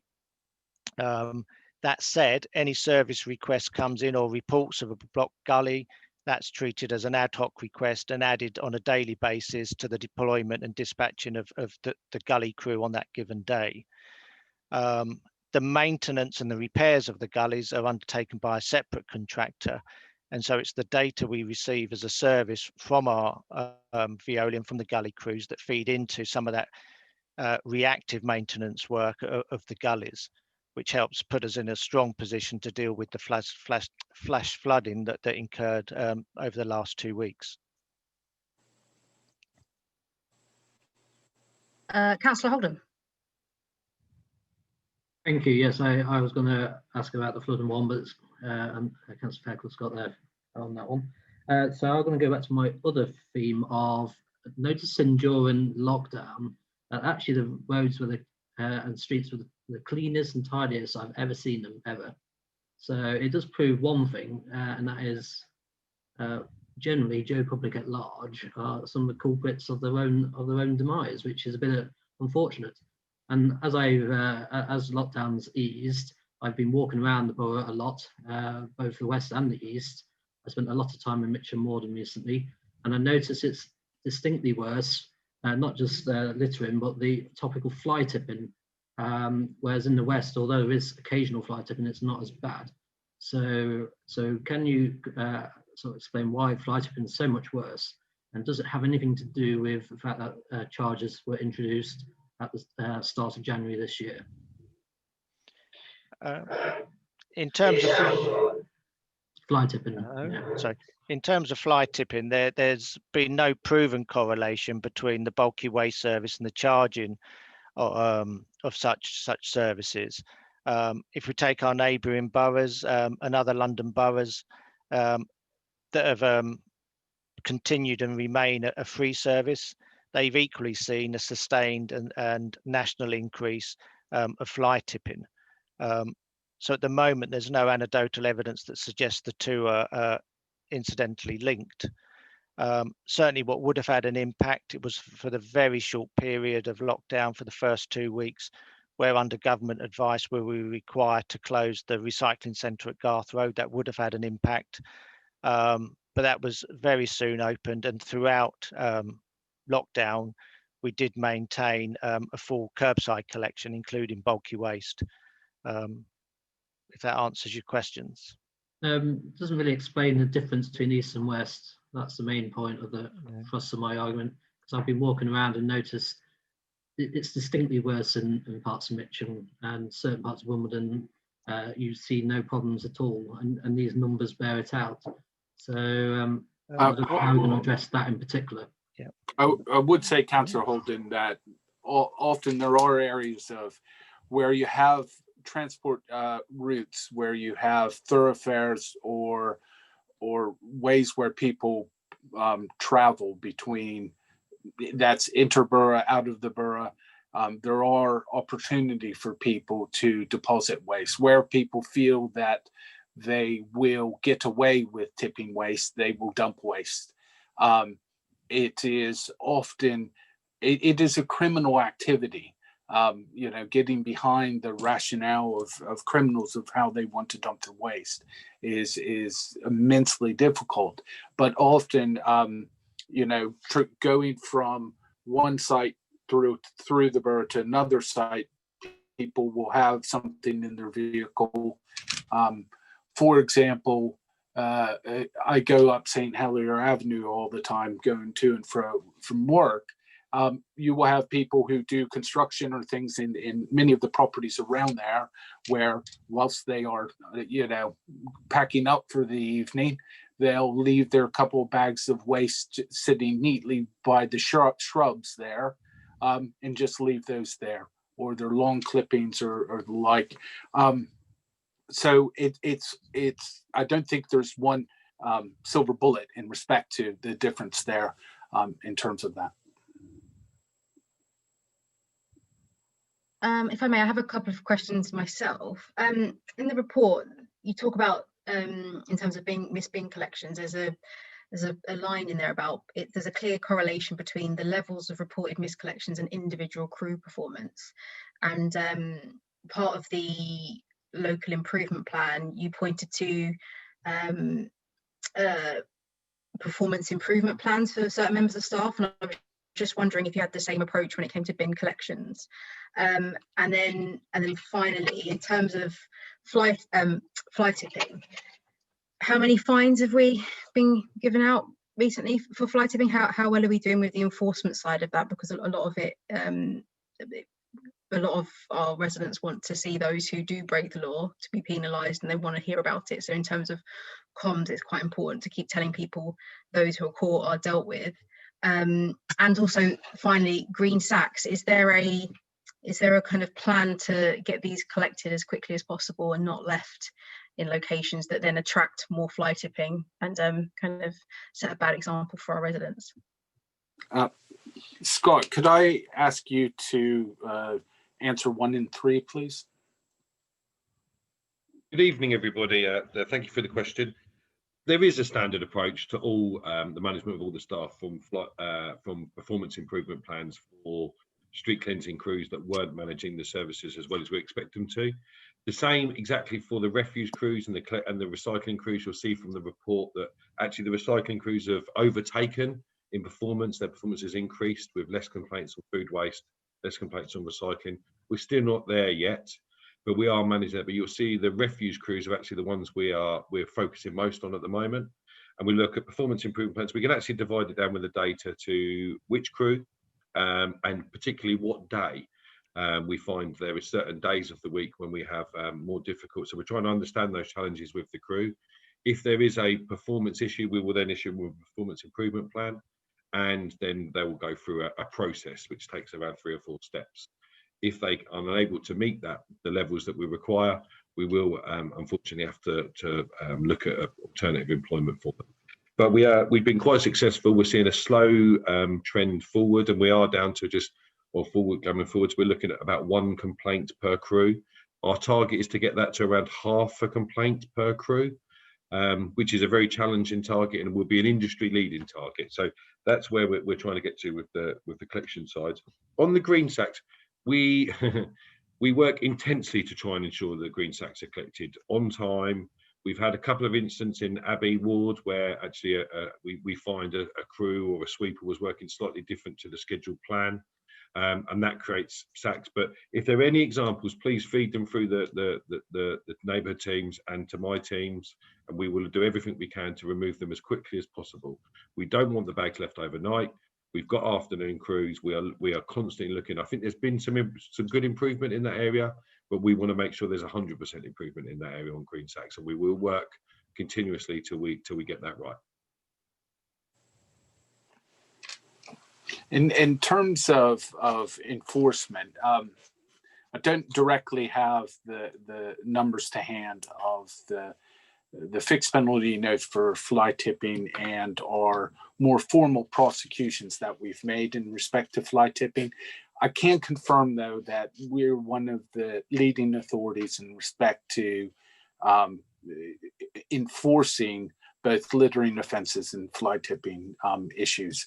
There was a recent article in the Guardian which names Merton Council as one of the top 10 authorities in the country in respect to the number of littering offences that we issue. We take those quite seriously. I know even over the COVID period, even within parks, we've issued in excess of 200 littering offences for people littering within parks. We have a very robust and progressive enforcement program. That's something we're hoping to build upon through a future procurement and enforcement, which will, rather than just tackling simple littering offences, will tease out the more difficult aspects of enforcement to help support the Flats Above Shops project that we're undertaking, as explained by Charlie, as well as looking at other areas where we can improve on enforcement, such as fly tipping incidents. Okay, thank you. If there's no further comments, I think we'll wrap it up there. Everyone okay? Great. Okay, well, thank you very much for your time. And Scott, thank you. Could you pass on our thanks to your crews for working so hard over the most difficult period of time. And thank you very much. Okay, so we're going to move on to agenda item 7, which is the Bishopsford Road Bridge update. So I'm going to hand over to Paul McGarry, who's the head of Future Merton.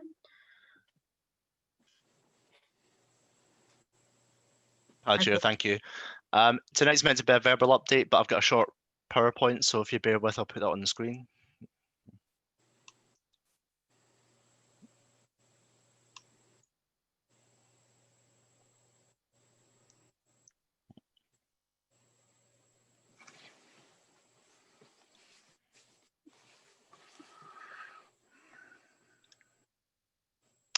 Can everyone see that okay?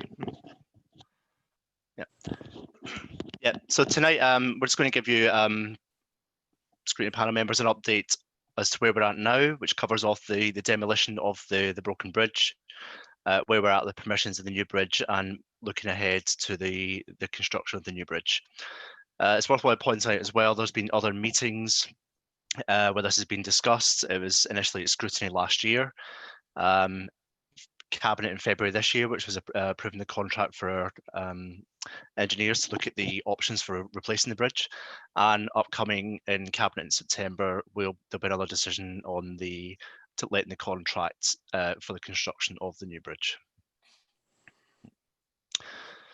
So just to recap, this is an image of about this just after this time last year. That's the northern arch of the Bishopsford Road Bridge, which was scoured and partially collapsed. Since then, there's been a lot of work undertaken on site and on the bridge. So this was the investigation works which happened around August last year, which was looking at the state of the broken bridge, investigating how it would be held in place and stabilised, whilst we were working with the Environment Agency and lots of internal colleagues around how we'd actually demolish and replace the bridge there. So, bit of a rough timeline. This isn't super detailed for legal reasons, but just to give a quick recap of where we've been on this journey with the bridge. June 2019, the bridge partially collapsed following a flood event. At that point, the council's response really was the emergency response, looking after people in need, the people's houses were flooded, working with insurance and our legal teams around that. Then the council's activity moved quickly into stabilising the structure so that it wouldn't move anymore and cause any more flooding problems. That also involved a lot of work looking at the traffic arrangements around Ravensbury Ward and Cricket Green, improvements to school travel plans, and then investigations were undertaken to look at options for repair or replace the bridge. And we also managed to secure additional bus services from TfL and enforcement of motorised vehicles using the footbridge through ANPR cameras. In November to 20, so winter, we assessed different options to whether the bridge could be repaired or not, and that concluded with it couldn't, so we were looking to replace the bridge completely. Activities earlier this year, just before lockdown, we procured demolition contractors to Land and Water. They demolished the bridge successfully, so now the site is now secure and fine, awaiting the new bridge. We've undertook public consultation on some options for what might be included in the new bridge design, and we've also started the procurement process of the new contractors who will build the new bridge. The plans have also gone to Merton's Design Review Panel, and I'm pleased to say now in August, one day ago it was August, the planning application is now submitted to Merton Council for the new bridge, and we're now in the second stage of procurement for the new contractors. So the next phase of activity will be September. The utility companies will be back in to prepare the site for the utility diversions to feed into the new bridge. So that's an image a couple of weeks ago. So Bishop's Bridge is no more. The structure to the right is the utility gantry holding all the utilities up, and that will be moved when the new bridge comes in and utilities are replaced. We've also been working with the local steering group of local members. We are shortly about to put a lot more graphics and information onto the site hoardings. This is an example prepared by the council's comms team, which shows images, artist impressions of the new bridge, and provides people with a timeline from April through to the construction of the new bridge in winter this year. So there'll be more comms appearing on the hoardings shortly. Looking ahead, with a fair wind, we will be expecting a planning decision on the new bridge in October. We look to complete the procurement package for the new bridge, so we should have a contractor in place by October as well. That will then lead into us then seeking approval from the Environment Agency for the bridge itself, and then the actual construction methodology of building over the water on the Wandle. So we anticipate in November 2020 is when we'll be on site with the new bridge starting. In terms of design for a new bridge, we did have a couple of options in the public consultation, which was generally 50-50 on the options. Must admit, a lot of the feedback we had from many residents and local councillors as well was just go on and build it. People have been inconvenienced enough. People accept that the old bridge was never designed to take the traffic it was taking before, and a new bridge would have to be very different for design reasons. So working with the Environment Agency, there's been a lot of hydrology work where it's been agreed it'll be a single span structure going forward, not the 3 arches which we had previously. What that does is minimises flood risk because there's a wider aperture for the water to flow through. We have retained the historic elements of the old bridge, so some of the railings, the parish boundary marker, and again working with the Environment Agency, in the image below here, the banks will be scalloped and terraced to take more planting and more greenery, so we're getting more ecology gains out of the new design. So one of the changes as well that came up through the consultation responses, and it probably coincided with our COVID transport work where there's a lot more emphasis on cycling, we have changed the bridge design and alignment slightly to accommodate segregated cycle lanes where we can.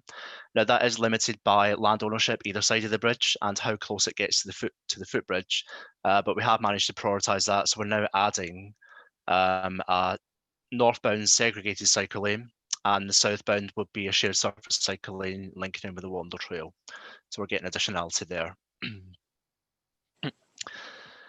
In terms of the actual detailed design, we had 2 options. One was very much looking like the old bridge did with the brick walls. However, if you see the picture above, the old bridge actually was never symmetrical.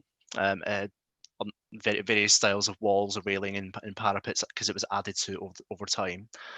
The options we've gone with is the black railing option. It gives more sense of seeing the Wandle Valley and greenery as you cross over as a pedestrian or cyclist or motorist. It fits in with the existing railings around Watermeads with the National Trust. And again, for cycle safety, the brick parapets would actually have constrained the available space for cyclists, whereas the railings are a bit narrower, so we get more space for people on the bridge. So the intention here is to replace the brick structures with railings. A consequence of the additional cycle works is the current wall, which is the boundary to Ravensbury Park, just onto Watermead Housing Estate. That wall, as part of their planning application, is proposed to come down as well. Again, it opens the site up visually to the green space, makes the green space behind safer because there's natural surveillance, but it gives us the room to improve the cycle links between Mitcham Tram Stop and Wandle Trail. So all of that is an update as to where we are, but that will be discussed at Planning Committee in the fullness of time. So next steps, September, we will be working with utility companies, gas, water and broadband, to lay the trenches for the new utility runs, which will feed into the new bridge. We hope to conclude planning and procurement. And then into October, award the contract for the builders of the new bridge, and they should be starting to mobilise on site probably October, November. So it's been quite a rapid period of activity in the last 6 months with procurement, planning, designs all coming together. So that's kind of where we're at now. I do have other colleagues in the team here as well, but I think it's best that we take questions. I think, sorry, my screen's gone all funny, sorry, can you say? Was it Councillor Mundy, did you want to ask a question? No, I think, but firstly, Paul, no, thanks very much for that presentation. And you answered my question about cycling. But actually, probably expand a bit further. How do you feel this fits in with your overall strategy for cycling now you've had this new capacity because of this opportunity? Yeah, I think it relates to the separate consultation we did on the COVID transport measures. There's certainly a lot of appetite for more cycling infrastructure across the borough. It'll come up in the next item, but we did identify the whole London Road corridor through Mitcham as a key strategic cycling corridor. Obviously, with our council finances, we don't have the money to deliver all of that in one go. It's not all designed up, but we have the opportunity to design and future-proof opportunities where we can. So the image you can see here is how the Bishopsford Bridge section would look.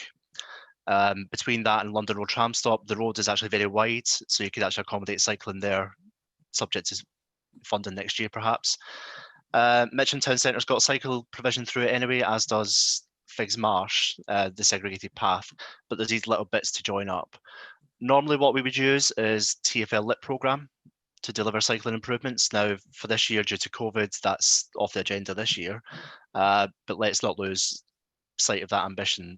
The space and the ability to do it is there, but it would be piecemeal. But I think it'd be remiss of us not to try and achieve the best output we could on Bishopsford Bridge itself. I think the designs kind of mask a whole lot of issues there around road alignment. The bridge is not straight. It's actually on a kink in the road. We don't own the land either side. We've had to work with the Environment Agency on the size of the bridge so it doesn't affect Wandle. So I think we've secured a decent approach to cycling on this, which is additional to what we had before. Super, thank you. I've got Councillor Fairclough, Councillor Holden and Councillor Dean. Thank you, Chair. At one stage, we were promised in one of the scrutiny reports access to the What Happened report, looking at exactly what went wrong. And I think a lot of residents are very concerned about that, but it's obviously got some legal issues, but it's also got some issues for the rebuild as well. I wondered if you could let us know where that report is and when we can see it. Yep, certainly.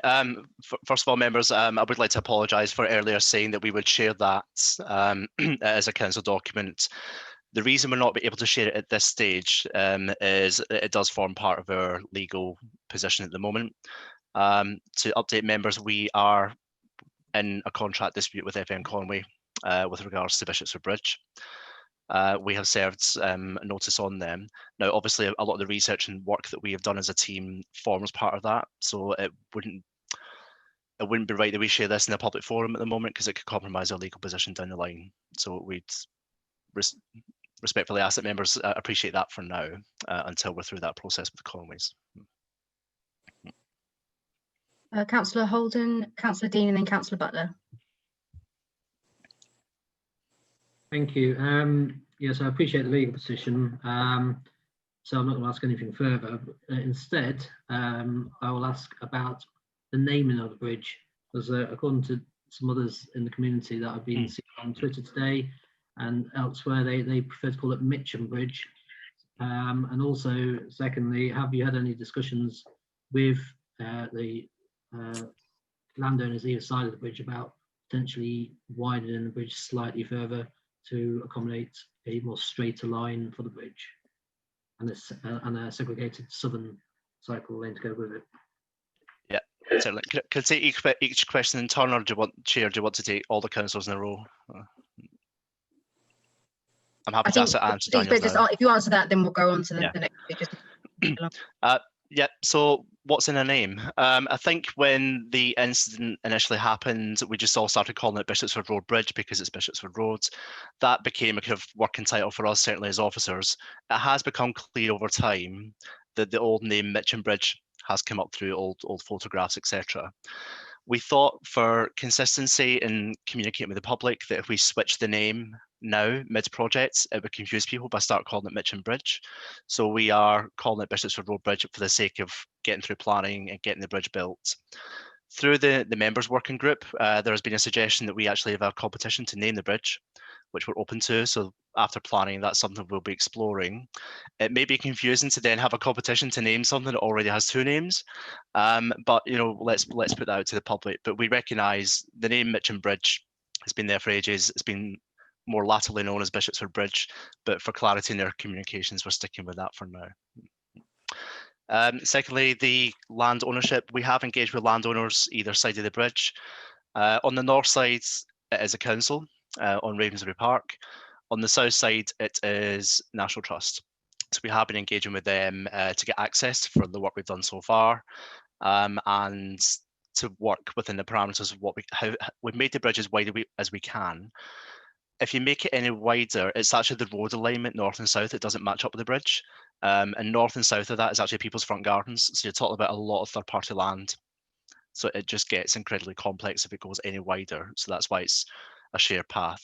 That shared path is 3 meters wide, so it's okay for a shared footpath cycle path. In the midst of that, though, new government cycle guidance came out about segregated cycle lanes, which we've got on the northbound. But I think given the land ownership and financial constraints around this, we've got the best solution that we can achieve at that site at the moment. Councillor Dean, then Councillor Butler, please. Yeah, one minor question statement and then a major one. First of all, don't ask people for new names, just choose between the two, because otherwise some left-wing loons will come out with the Tony Blair Bridge or something, and we don't want that. So it's either Bishopsford or Mitcham, and just make your choice. I don't think left-wing loons are going to go for Tony Blair, mate. No, that's fair enough. No, I should have said something else, Jeremy Corbyn, but yes, the wrong name. Now, a more important issue is the number of people that were flooded and have still not got back to their homes, and who have said that nothing is moving in terms of insurance. There may be areas you can't discuss tonight, but I think it's critical that the insurance is paid out, those people's homes are repaired and they get back home, because clearly this is far, far too long for those people having to live in temporary accommodation. So I'll take the insurance point first. I can't comment that directly tonight because it's people's individual cases, but the council's insurance team is dealing with that, and I understand one is actually in Sutton Council who are doing their own investigation as well. So it's the council's insurance teams that are dealing with that side. So I don't know the details of individual cases there. Yeah, on the name, I think we will put that out to the public. I was fully expecting Bridgeface.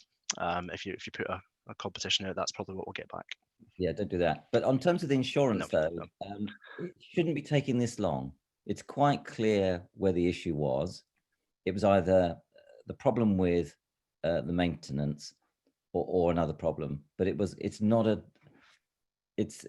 open and shut case, and it shouldn't have taken this long. So who should I talk to at the council about pushing those insurance claims along?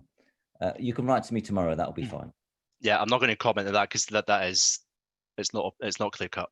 So it relates to the legal position at the moment. So that's why I can't say that here. Okay. Thank you. Councillor Butler. Yes, thank you. And thanks for the presentation there. I know we can't have the what happened report there. I'm not really asking about the current legal cases or anything like that. But in your presentation there, you kind of already considered widening the bridge and having one space for the water to go through. You're talking to the National Trust about how it affects the Wandle and things like that. That's kind of really important in terms of reassuring people on the future of just that one bridge. But can you give us other examples of maybe other documents that I probably have read of yours, which include these kind of general considerations in the kind of future Merton plan of how these considerations come up when you are designing things, and then maybe we will get a what happened report down the line of what kind of resilience checking we do with contractors and things like that. But if you could talk a little bit about where we could find these kind of general plans of what you do consider when you're designing things, that'd be helpful. Thank you. So what our consultant team have been working with the Environment Agency on and the hydrologists on this is an epic amount of work that I wouldn't even begin to fully understand. But the thing we've been dealing with is a bridge which was 80 odd years old. It had been added to over time. It was a brick art bridge because that's how you built bridges back then. Every other bridge in the Wandle, if you go downstream to College with etc., they are all single span bridges. And I think it's obvious that if you get a single span, things won't block under the bridge, or it's less likely to. So that was part of the analysis. Obviously, again, with the bridge, if you're taking some of the bridge fittings out to have a single span, that actually makes water flow faster through the hole. So again, we need to minimize that the water doesn't flow so fast that it floods other parts of the Wandle Valley. So the hydrology behind this has not just been around Bishopsford Bridge, it's been from Wandsworth up to Sutton, working with the Environment Agency on that. So that's where a lot of the ecology features came in, because there's more planting, things that would slow the flow of water down as well naturally, are part of the design as well. Similarly, on the road sides, we've got a slightly wider road now with the cycle lanes. We're putting in planting in rain gardens as well to slow water runoff, which again we experienced elsewhere in the borough this week with the flash floods. So there's a bit more sustainable planting going in on the road sides on the south end of the bridge. Okay, if there's no further comments, I think we'll move on to the next item. Sorry, Kate, Councillor Holden, and then we'll move on. Thank you. One of my favourite topics are trees. Can I sort of ask how many trees are at risk, and are any under TPOs or other conservation things? I just want to check, because we like to protect trees, and trees are good for sort of mopping up excess water.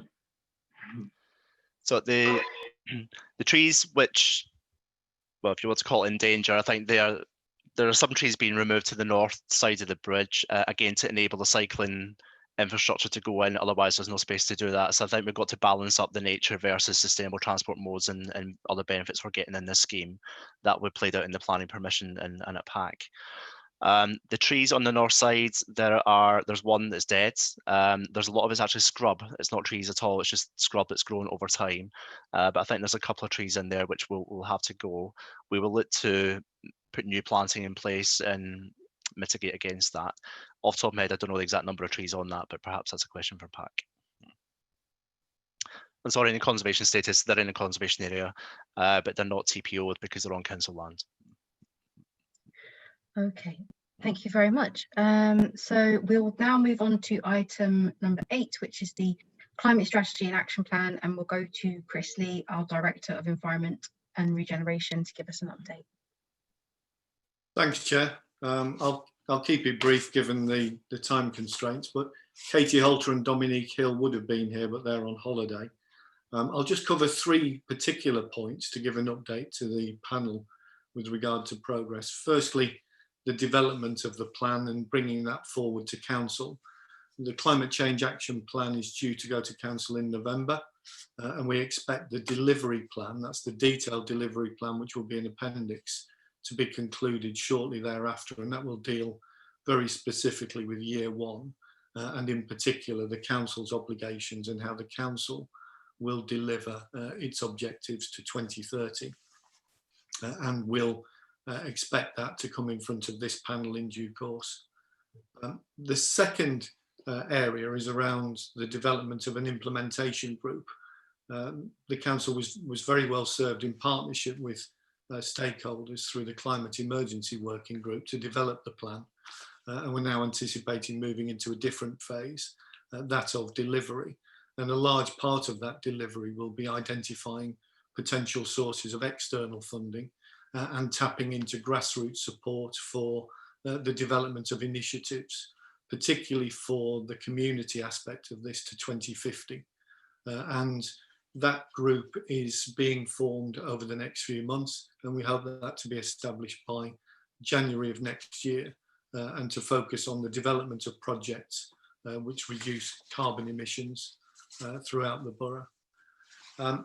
There'll also be a focus in there around some of the examples that other authorities have developed around, for example, municipal bonds, pardon me, municipal bonds, where that has been successful in some parts of the country in generating external funding in order to invest in initiatives which provide a financial return. So we'll be exploring those in detail. The third area, Chair, is around actions that we're developing in order to deliver the strategy. So we're not waiting for the climate change strategy or action plan to be adopted by council in order to commence that work. And much of that work is already being embedded across parts of the council. So whether it's tree planting and the additional funding that we're putting into that, or whether it's the transport strategy that we'll hear more about later, we are developing actions and initiatives and putting those into play now, and seeking to access external funding wherever that's available and appropriate. So for example, just in the last week, we've submitted a partnership bid for the government's Green Homes Grant Scheme, and that's a South West London consortium bid, so that we can access external resources for the households in the most deprived communities. And we expect to hear whether that's successful or not by the end of this month. But there are a range of other initiatives, Solar Together, London Power, that we're working on, and developing a range of initiatives and actions, as I say, right across the piece. So the School Streets programme would contribute to this in terms of reducing our demand on the motor car, working on 100% green electricity procurement for the council's electricity needs, and looking at even more electric vehicle charging points around the borough. Just recently, we procured a partner for 20 lamppost column electric vehicle charging points, which we expect to roll out as soon as possible. So those are just some of the examples of the actions that we'll see in the delivery plan. Happy to take any questions, Chair. Councillor Holden. Thank you. That's a very good overview, and good to hear the implementation group's been formed. A two-parter. How has this implementation group been chosen? And secondly, who within the council is going to basically head up this portfolio, because it is a multi-departmental, cross-cutting area, which I think you cover most of it, Chris, but there are aspects in other directors' areas. So is there going to be an appointed person with almost like a title for climate as part of their brief? And would there be an equivalent in the administration as well?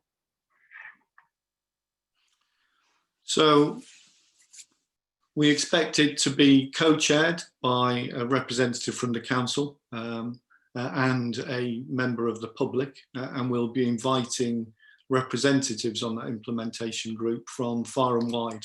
So there will be a public call to those who are interested in being involved in the body. And I suppose similar to the emergency working group, we'll be asking for those who are interested to set out why they're interested, what they can contribute and bring to this particular body. We expect some key partners like Sustainable Merton to be involved, and we expect the group to be established by January of next year. So very soon we'll be getting into that process of seeking interest from those individuals who wish to be involved in the body, and we know a large number will be. Councillor Fairclough. Thank you, Chair. Chris, you mentioned about more EV charging points across the borough. At the moment, the strategy seems to be led by the suppliers of EV charging points who sort of identify where they want to put chargers and make their applications to do so. Is there going to be a change in that strategy from the council's perspective? Not unless we can access significantly more money, because the approach that we adopt at the moment is largely funded through the Go Ultra Low City scheme, which provides match funding through the process of procuring those partners and their identification of the sites based on some available data that we have. ZapMap, for example, identifies where the public wish to see EV charging points located, and we're responding to that information and calls by the public through the council's own website where they indicate locations where they wish to have them placed. We are, I would say, this ahead of the curve in terms of comparison with our London borough colleagues in terms of the volume of EV charging, but we're nowhere near the sort of volume that we expect to have and will need to have, particularly the rapid chargers. But unless the funding position changes, and with the cost of some of the EV charging points being, particularly the rapid ones, at over £50,000 a time, I don't think we'll be in a position to control entirely the location and the rollout of these. Okay, Councillor Dean and then Councillor Holden, I think we'll wrap it up there. Just one point about electric vehicle chargers for the longer term. Some of the charging systems are quite expensive. You have to become a member. And I don't need an answer to this, but just thinking about the monopoly of certain organisations and ensuring that we don't get into a monopoly position where they charge too much and we don't have a choice. There is one particular company that's done a fantastic job in getting their distribution around, but they are, in my opinion, the most expensive and difficult to use. So it's just a point that we have to remember that we've got to try and keep this cost effective. It's far, far cheaper to charge a car at home versus on the road. And the disparity between some organisations is dramatic. I think that's a fair point, and one I'll certainly take away. I think we're still in the very early stages of a market developing and some companies appearing and then disappearing. And we're yet to see a very stable market emerge. Mine's a follow-up to Councillor Dean's point. I've been in discussion with some providers of EV charge points, and there are some out there that are considerably lower cost and would be more suitable for on-street charging. So you mentioned the lamppost ones. There are several providers of those, and they are much cheaper than the Source London ones that we've been using so far. Also, I attended a UK Power Networks webinar, and they are very keen to work with local government, in particular in London, because that's where they see a big market for this. Depending on your positioning of these charge points, it will affect the cost quite dramatically. So anything that the borough does do, I hope you liaise with UKPN to actually make it most cost effective and useful.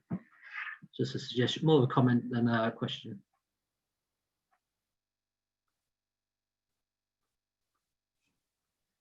Okay, so thank you very, very much, Chris, for the update.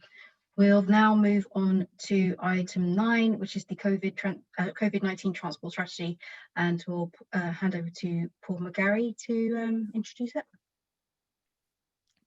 Thank you, Chair.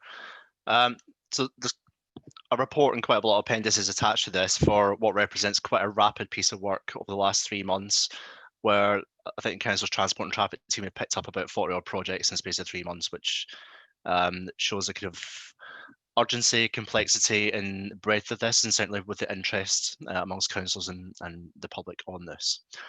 Tonight I'll just give an overview of where we're at with the funding for the COVID transport projects, some updates on the schemes which now fall into 3 categories: school streets, low traffic neighbourhoods and cycling, and then some next steps. And peppered throughout the presentations, images of installations that now gone in. So we get cycle lane defenders at Raleigh Gardens. So just to recap, in May 2020, we actually drafted a draft strategy, put out to consultation via the council's website just as lockdown struck. We had over about 100 respondents across the borough.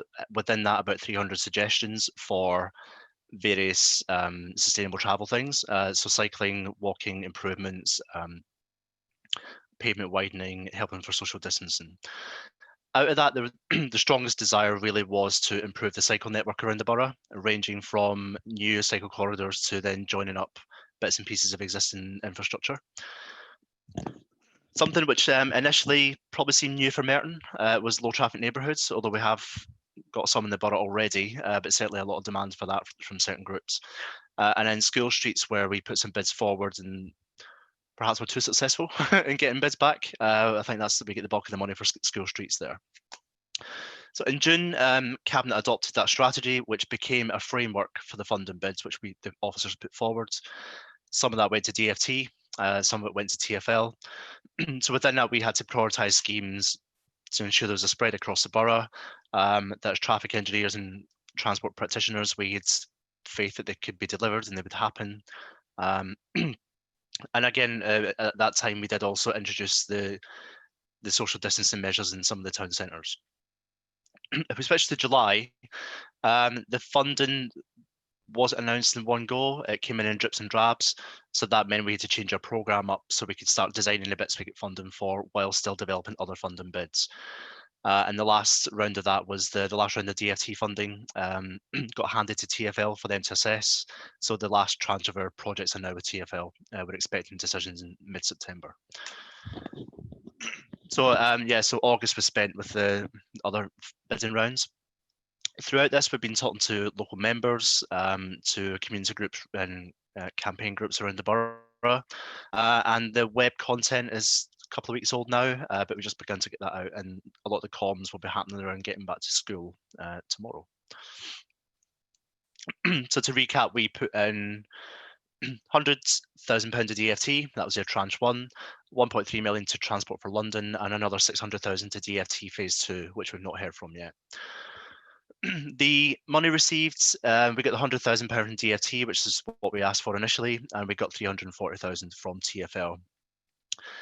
TfL were really targeting major cycle infrastructure from central London out. So they were favouring the existing corridors in Merton, to some extent Collegewood High Street and Merton High Street. And the low traffic neighbourhoods, TfL, I guess, were trying to match together where other boroughs had LTNs, which would match ours. So a lot of our ones are successful on the Wandsworth border. So you're getting that cumulative impact across 2 boroughs. So what we're working on now is our programme currently exists at 26 school streets. I think it's actually 25 streets, but it's 26 schools. We have 1 street with 2 schools on it. Low traffic neighbourhoods, we've said 6 to 8. We get funding for 8. 1, after consultation, we realised wouldn't work, but we've gone back to TfL to get clarification on getting some, swapping that out for another one. And the cycling corridor TfL have currently favoured is Collegewood High Street to Merton High Street. We're waiting for the funding, so this is an update, and I suspect it's going to be work ongoing right throughout the year. It's not do a project and stop. I think this is going to be a new mindset for how we look at our streets and spaces across Merton. We've also internally, we put a community infrastructure levy bid in, which Cabinet will be considering in September, October, and that's to allow the council a bit more flexibility and freedom about what we do deliver. So for example, if we get any schemes which TfL didn't fund, we may choose to use some of our own funding for that. So that's some examples of schemes that have gone in. That's pavement widening and some of the cycle lane work.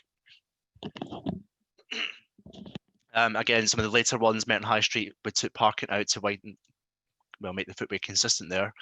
Along Mitcham, on that strategic corridor mentioned earlier, we've in effect taken where we can the dual carriageway out of London roads, extended the bus lanes as far as we can, and those bus lanes become, they run for longer, but they become the cycle lanes as well.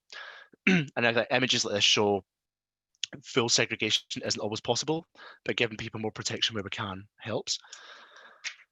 And finally, Sunday, we trialled a part-time road closure of Wimbledon Village to allow social distancing for restaurants and the farmers market. So that went fairly successfully. But again, it's an experiment. So we'll always pick up and learn and edit this as we go along.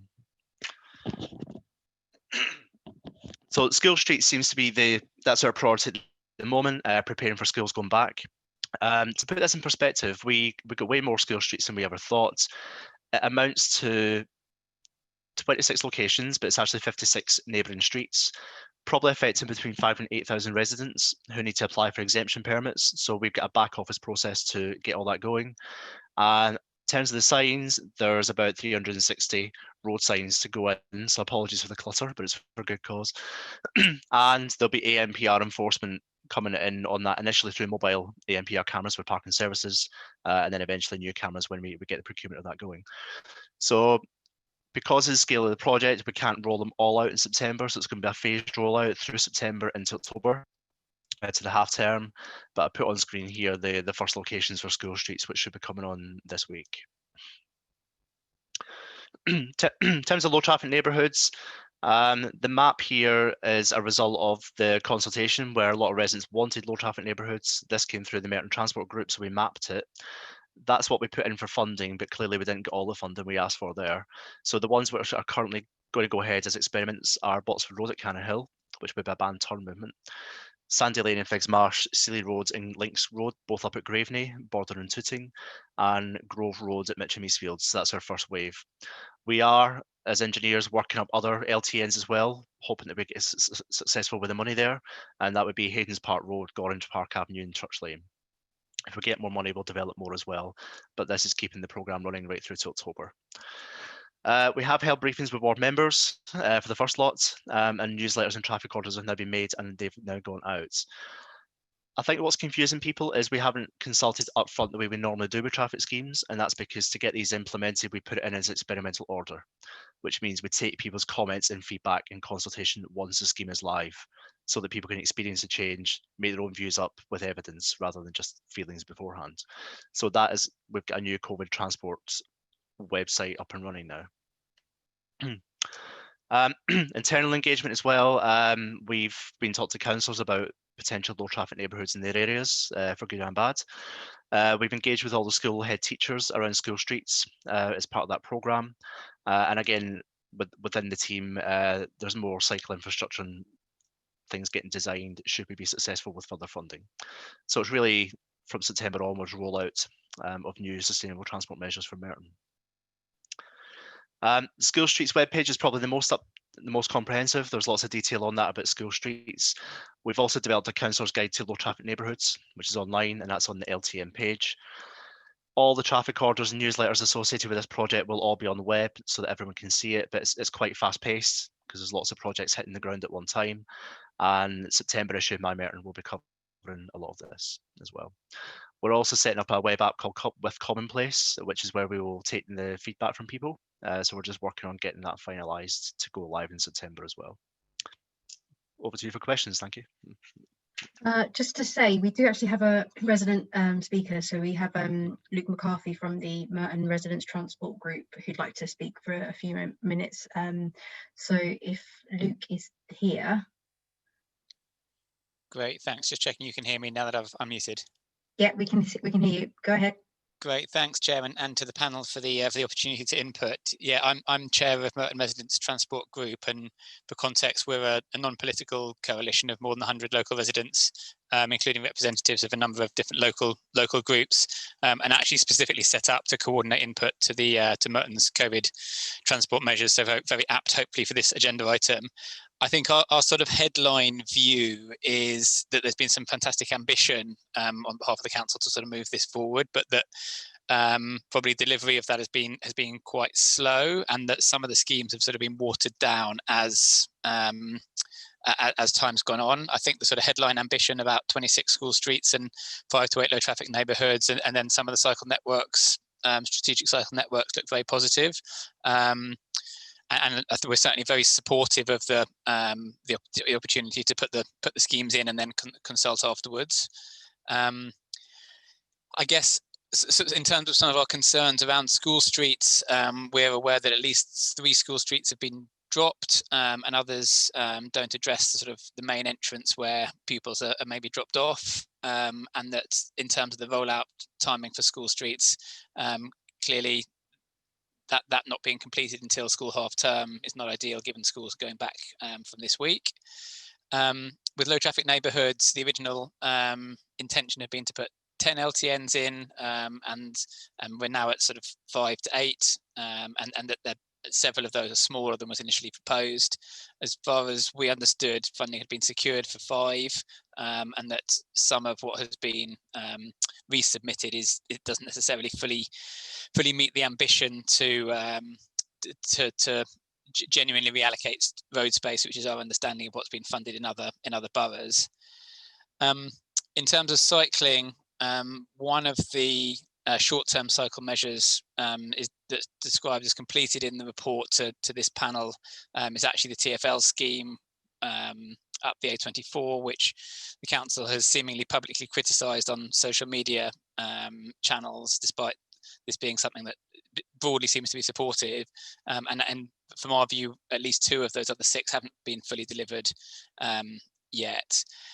And also just to sort of draw attention to the fact that at the moment there doesn't seem to be a sort of long-term cycling route measures being brought forward, and the quote at the end of the report about there is no programme yet pending funding announcements from TfL mid-September, and that nothing will be rolled out until at least 2021 around the strategic cycle network. So I guess concerns there about the pace of change.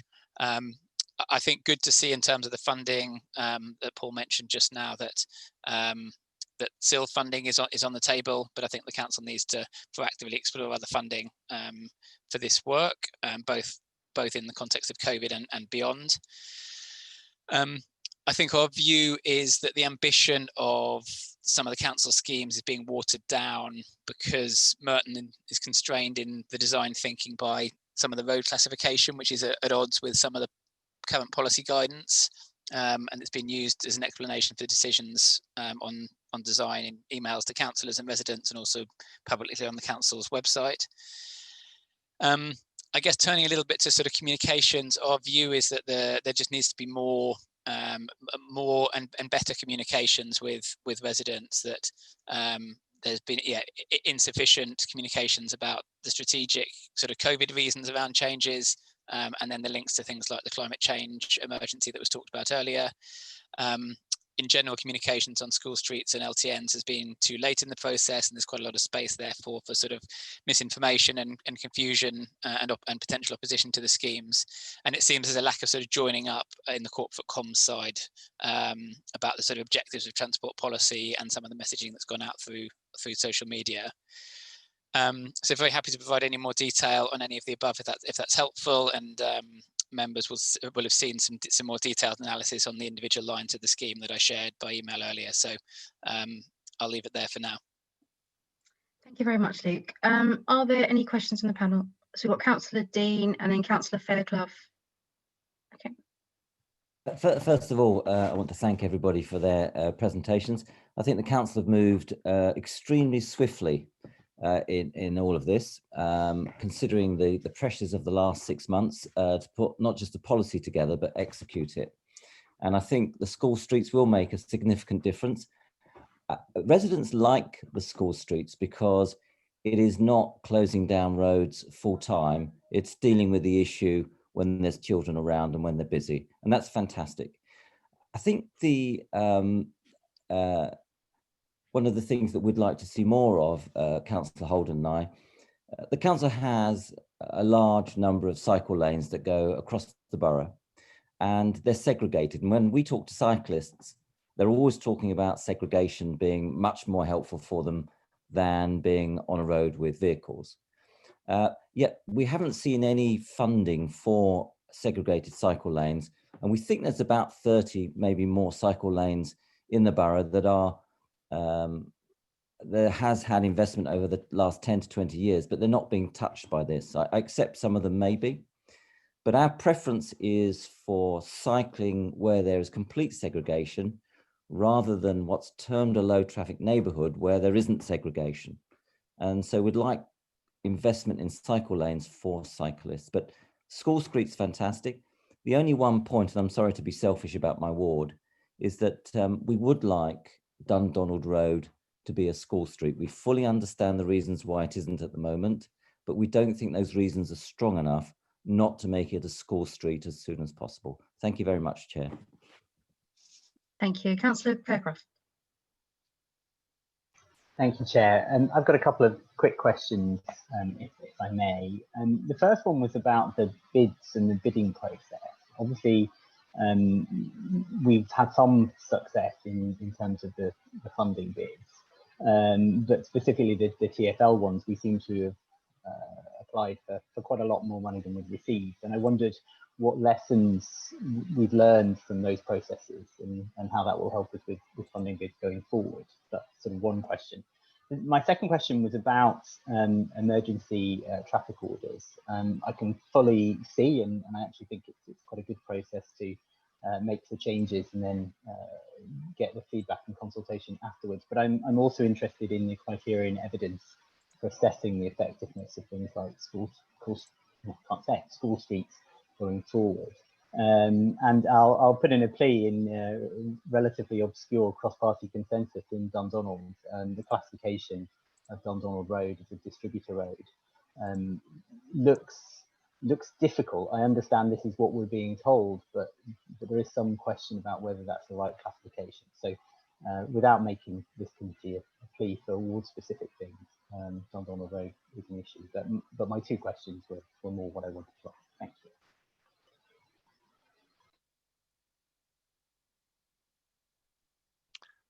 Thank you. Yeah, just in response to the questions, I think, yeah, school streets do seem to be quite well supported. We've got 4 in the borough already. We've done 4 in 9 months last year, so actually to do 28 and this 26 and this time is epic. And Councillor Dean's right, people who live there aren't affected by school streets. People can drive in and out of the neighbourhoods. It's there to discourage parents dropping off. So it's a road safety and air quality issue around schools. I think a lot of this is about behaviour change as well. Not getting into the details on Dundonald Road specifically, but if we want to win hearts and minds on this and win the hearts and minds of our residents to prove that this works, tackling the hardest roads first maybe is not the way to go on this. So I think any roads, say distributor roads or main roads, maybe we can look at them towards the back end of the programme. But I think this is really about demonstrating not so much quick wins, but do a good job first, build consensus that these are good projects, then you can roll on with other things later. I think the comments around cycling are fair because that's what we didn't get funding for, so that's why there's a bit of a lack of cycling in this programme so far. I hope that changes when we get the more TfL DFT funding in mid-September. It does seem to be a lot of the cycling money has gone into big central London projects or existing cycle highways that have been updated rather than creating brand new links. So I don't think the ambition is not there.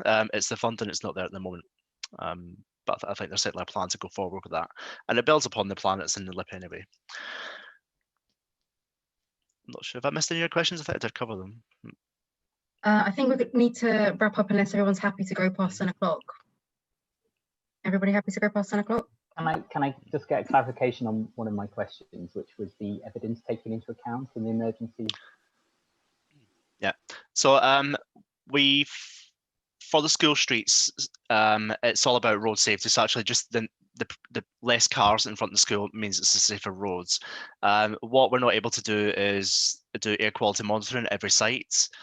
Just the fact that there's less traffic there means, you know, the air quality is better directly outside the school gate. So what we don't have the funding for is to roll out all that network of air quality monitoring to go inside with every school street as well. What we will have eventually when the ANPR cameras are all up and running is, and what we know from the current school streets is the level of enforcement. We'll give you a signal as to how the compliance is settling in. Because once people start getting fined for being in the street they shouldn't be in, the behaviour will change. So the ANPR data, I think, is what we've got to go for so far. Okay, so just to clarify, is everyone happy to go past 10 o'clock if we need to? Yes. Past the 18th? Okay. So Councillor Holden, Councillor Mundy, and Councillor Butler, did you have your hand up? No? Okay. Okay. Yeah, thank you for the update, Paul. It's been useful.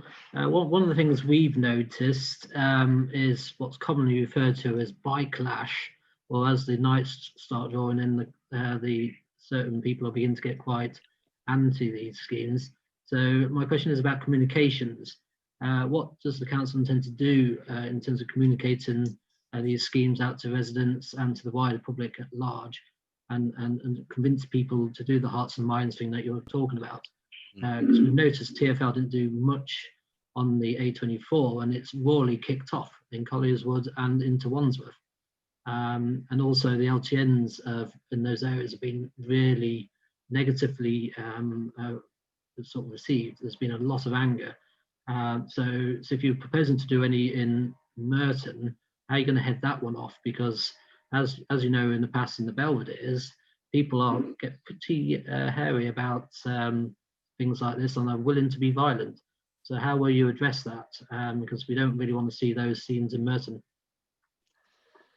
Yeah, so the communication so far is all web-based, because we're still in COVID, so we're not able to get there and engage people the way we used to, but we need to get way more information online with each scheme as they come in. Currently, because they're all hitting at one time, they're starting with the traffic order, but once things begin to calm down and settle down and people start making comments, that's when we look into what people are saying. It's far better for people to experience schemes, and then you get feedback, and we get the power to edit that as the experiment goes. So it's not a case of once it's in, it's done. It's once it's in, we have a look, see if it's meeting the objectives or not, and then we tweak, edit, or remove if it's completely not working. So we've got all that flexibility ahead of us. But as I say, our priority at the moment is get them in, get the money spent, because that's on a timeline as well. But once the schemes are in and experienced, we can make a choice as to whether we want to keep them changing or go with it. I think certainly where there is clashes, certainly around St George's, vehicles getting to St George's on Tooting High Road and College Wood High Street, that's the impact of LTNs and the coned off cycle lanes. So again, that's something we've been in touch with TfL on as well, feeding back residents' concerns. And that's an example of something you just don't know it until it happens. But as long as you can react to it once it's happening, that's the best we can do at the moment. Okay. Sorry, so Councillor Mundy was next, I think. Thank you, Chair. And no, thank you, Paul, for the presentation. And hats off to you and your team for pulling this all together in such a short space of time, and everyone for inputting in. And I just want to turn now to sort of the more medium to long term, because with all the several agenda items, starting with even the parks, and Councillor Irons mentioned that before in our recommendation about using it as a healthier space, the climate change strategy and action plan as well. There seems to be many sort of golden threads all weaved in, and when we look to medium and long term, what are we trying to do here? What are we trying to incentivize overall?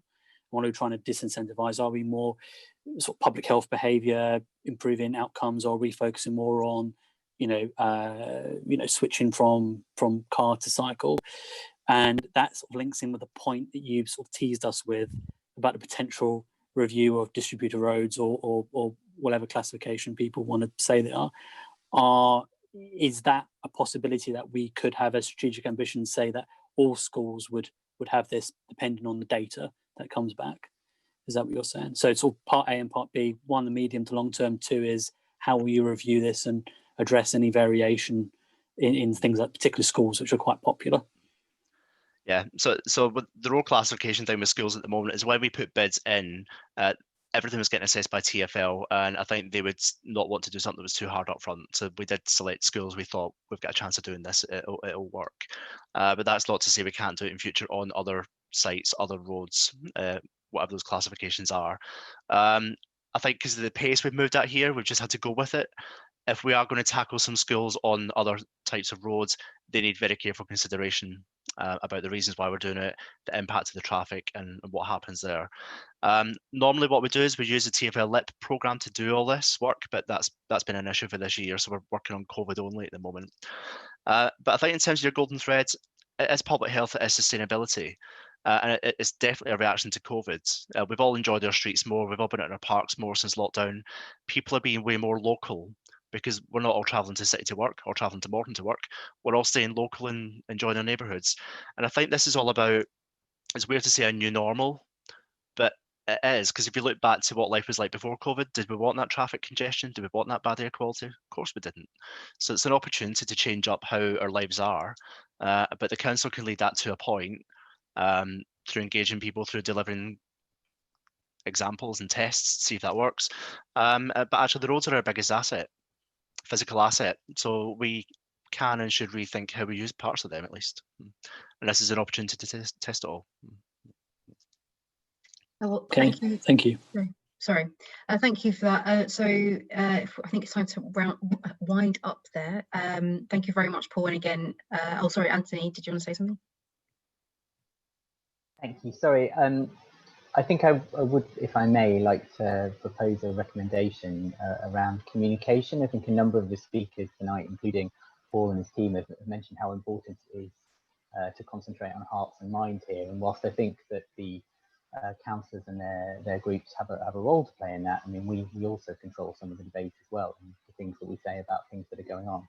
But I'd like to recommend that Cabinet consider a detailed kind of communication plan for these things. I know it's time's an issue, and I know that you are doing this, but I just want to add our support that we think it's very important to get communication right here. And because this is all electronic and I'm sort of thinking on my feet, I haven't quite got the wording, but if you permit me 30 seconds to kind of think about this, I think it's that the panel recommends that Cabinet look at the most effective ways to communicate the messages to support our longer term ambitions and the immediate medium term actions that the council is taking. And report back appropriately. Does that make sense? Would it be better to say for us to see the comms plan and comment on that before making recommendations? Because I'm not entirely clear what the comms plan is, and if there is one. Thank you, Chair. In which case, maybe we change that to see the comms plan and to be able to comment it in the relatively near future, given that this will all move very quickly. Yeah. Is everybody happy with that? Second. Sorry, who was that seconded? Me. Aidan. Oh, thank you, Aidan. Is everybody happy with that, or anyone against that? Okay, well, that would be what we put forward, please. Okay. Okay, if there's nothing else, then we'll move on to the next agenda item, which is performance monitoring. We had a bit of a late addition in terms of the indicators this time around due to annual leave and various other things. So if everyone's had a chance to look through it via the email, if there's anything you want to flag up, please do. Sorry, and Chris Lee, is there anything you would like to add? No, I mean, given the time, Chair, happy to answer questions, but the only words that I would give in introduction are that it's a very mixed picture, and particularly in relation to money, it's a picture which is directly affected by COVID. But not just the money. So we're seeing it play into a number of other areas. So, for example, the volume of waste now generated is beyond the target that we set and beyond our expectations. That may just be a short-term phenomena, but it may be something more hard-baked as we see more residents working from home. And if that continues, what was previously considered to be commercial waste may become municipal waste, and we'll have to reset our expectations and the financial consequences of that. And that's not just a Merton problem. So happy to answer questions, as are my colleagues, but it is a picture that's, as I say, good in parts, but directly affected by the pandemic that we're living through. Councillor Holden and Councillor Fairclough. Yeah, thank you for the update, Chris. I mean, my main concern and question is around the leisure centre. These numbers are, it's rather worrying numbers. Question is, are we expecting, or do we think with our partners GLL that there will be a recovery during the rest of the year to make up the difference? And similarly on parking as well, that seems to be down, but it's beginning to rise quickly recently. So do you expect those two areas, which are not normally nice income ones, to recover, or will they stay particularly flat for the rest of the year? Okay, so briefly, I mean, firstly on the leisure centres, and John may wish to add to this, but we are starting to see a return of both visitors to the leisure centre, but also the retention of the memberships enjoyed by those who used to visit the leisure centres. Whether that's consistent with GLL's predictions remains to be seen, because it is still very early days. They only opened on July 25th. The council has provided significant financial support to GLL in order to get them back to a situation where we used to enjoy, the council used to enjoy, around £70,000 per month in a revenue benefit, a share of the profit. And our financial support going into GLL is intended to get us back to that position. GLL say that they hope to get back to that position where we don't need to put money into their system by this autumn, and we're watching the numbers very carefully because the council will need to take a very deep breath, I think, if it wants to look at putting further money into this, given the other financial pressures that you will face in the next budget setting round. So I couldn't, at the moment, I would say that it's looking reasonably positive, but if there is a second lockdown, which could happen anywhere in the country, then that would significantly hamper the sustainability of that financial return. On parking, it's a very mixed picture. And I would say that there is no way that we will meet those budget estimates in this financial year, and remains to be seen what will happen in future years. So thankfully, the number of motorists who commit offences in terms of banned left turns or banned right turns or stopping on a yellow box has significantly reduced. But the number of residents and motorists who park their car on a double yellow line and get a ticket as a consequence is back to the old levels that used to occur. And the picture with regard to permits is somewhere in between. It's significantly below in terms of visitor permit sales and at the moment resident permit sales that we used to enjoy. So it's a very mixed picture on parking, and one that's still fairly turbulent. Okay, Councillor Fairclough, but can you please keep it brief? Thank you. I will do.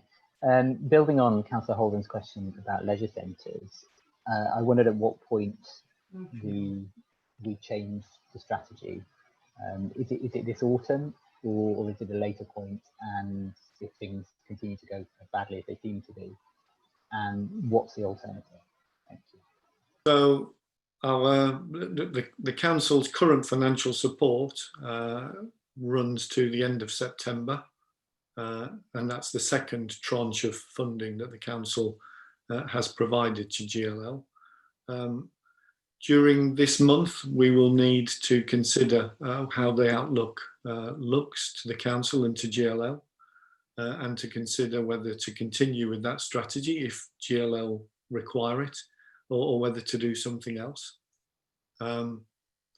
What something else is, there are a range of options that the council might want to contemplate, but in a public meeting and given the contractual implications of those strategies, it wouldn't be appropriate to discuss those because we have a contract with GLL and we hope they're successful in recovering and becoming sustainable.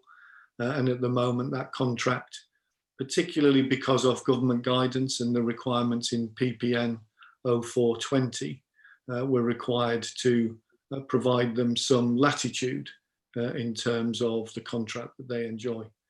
So we're working in the spirit and to the letter of that guidance and providing that support to GLL. And we'll want to talk with members in detail as the picture develops more clearly and as the need or hopefully not a need for that financial support develops. Sorry, Councillor Dean, I'm afraid it's now 8 minutes past 10. I think we need to move on to the next item, which is just the looking at the work programme. Has everyone had a chance to look at it, and are we in agreement with what it is stated? Yeah, great. So yeah, our next meeting is on the 2nd of November. And we've got Clarion coming back, and we're looking at the housing strategy and support for private renters. Thank you all very much for your time and contributions today, and stay safe and take care. Bye. Bye.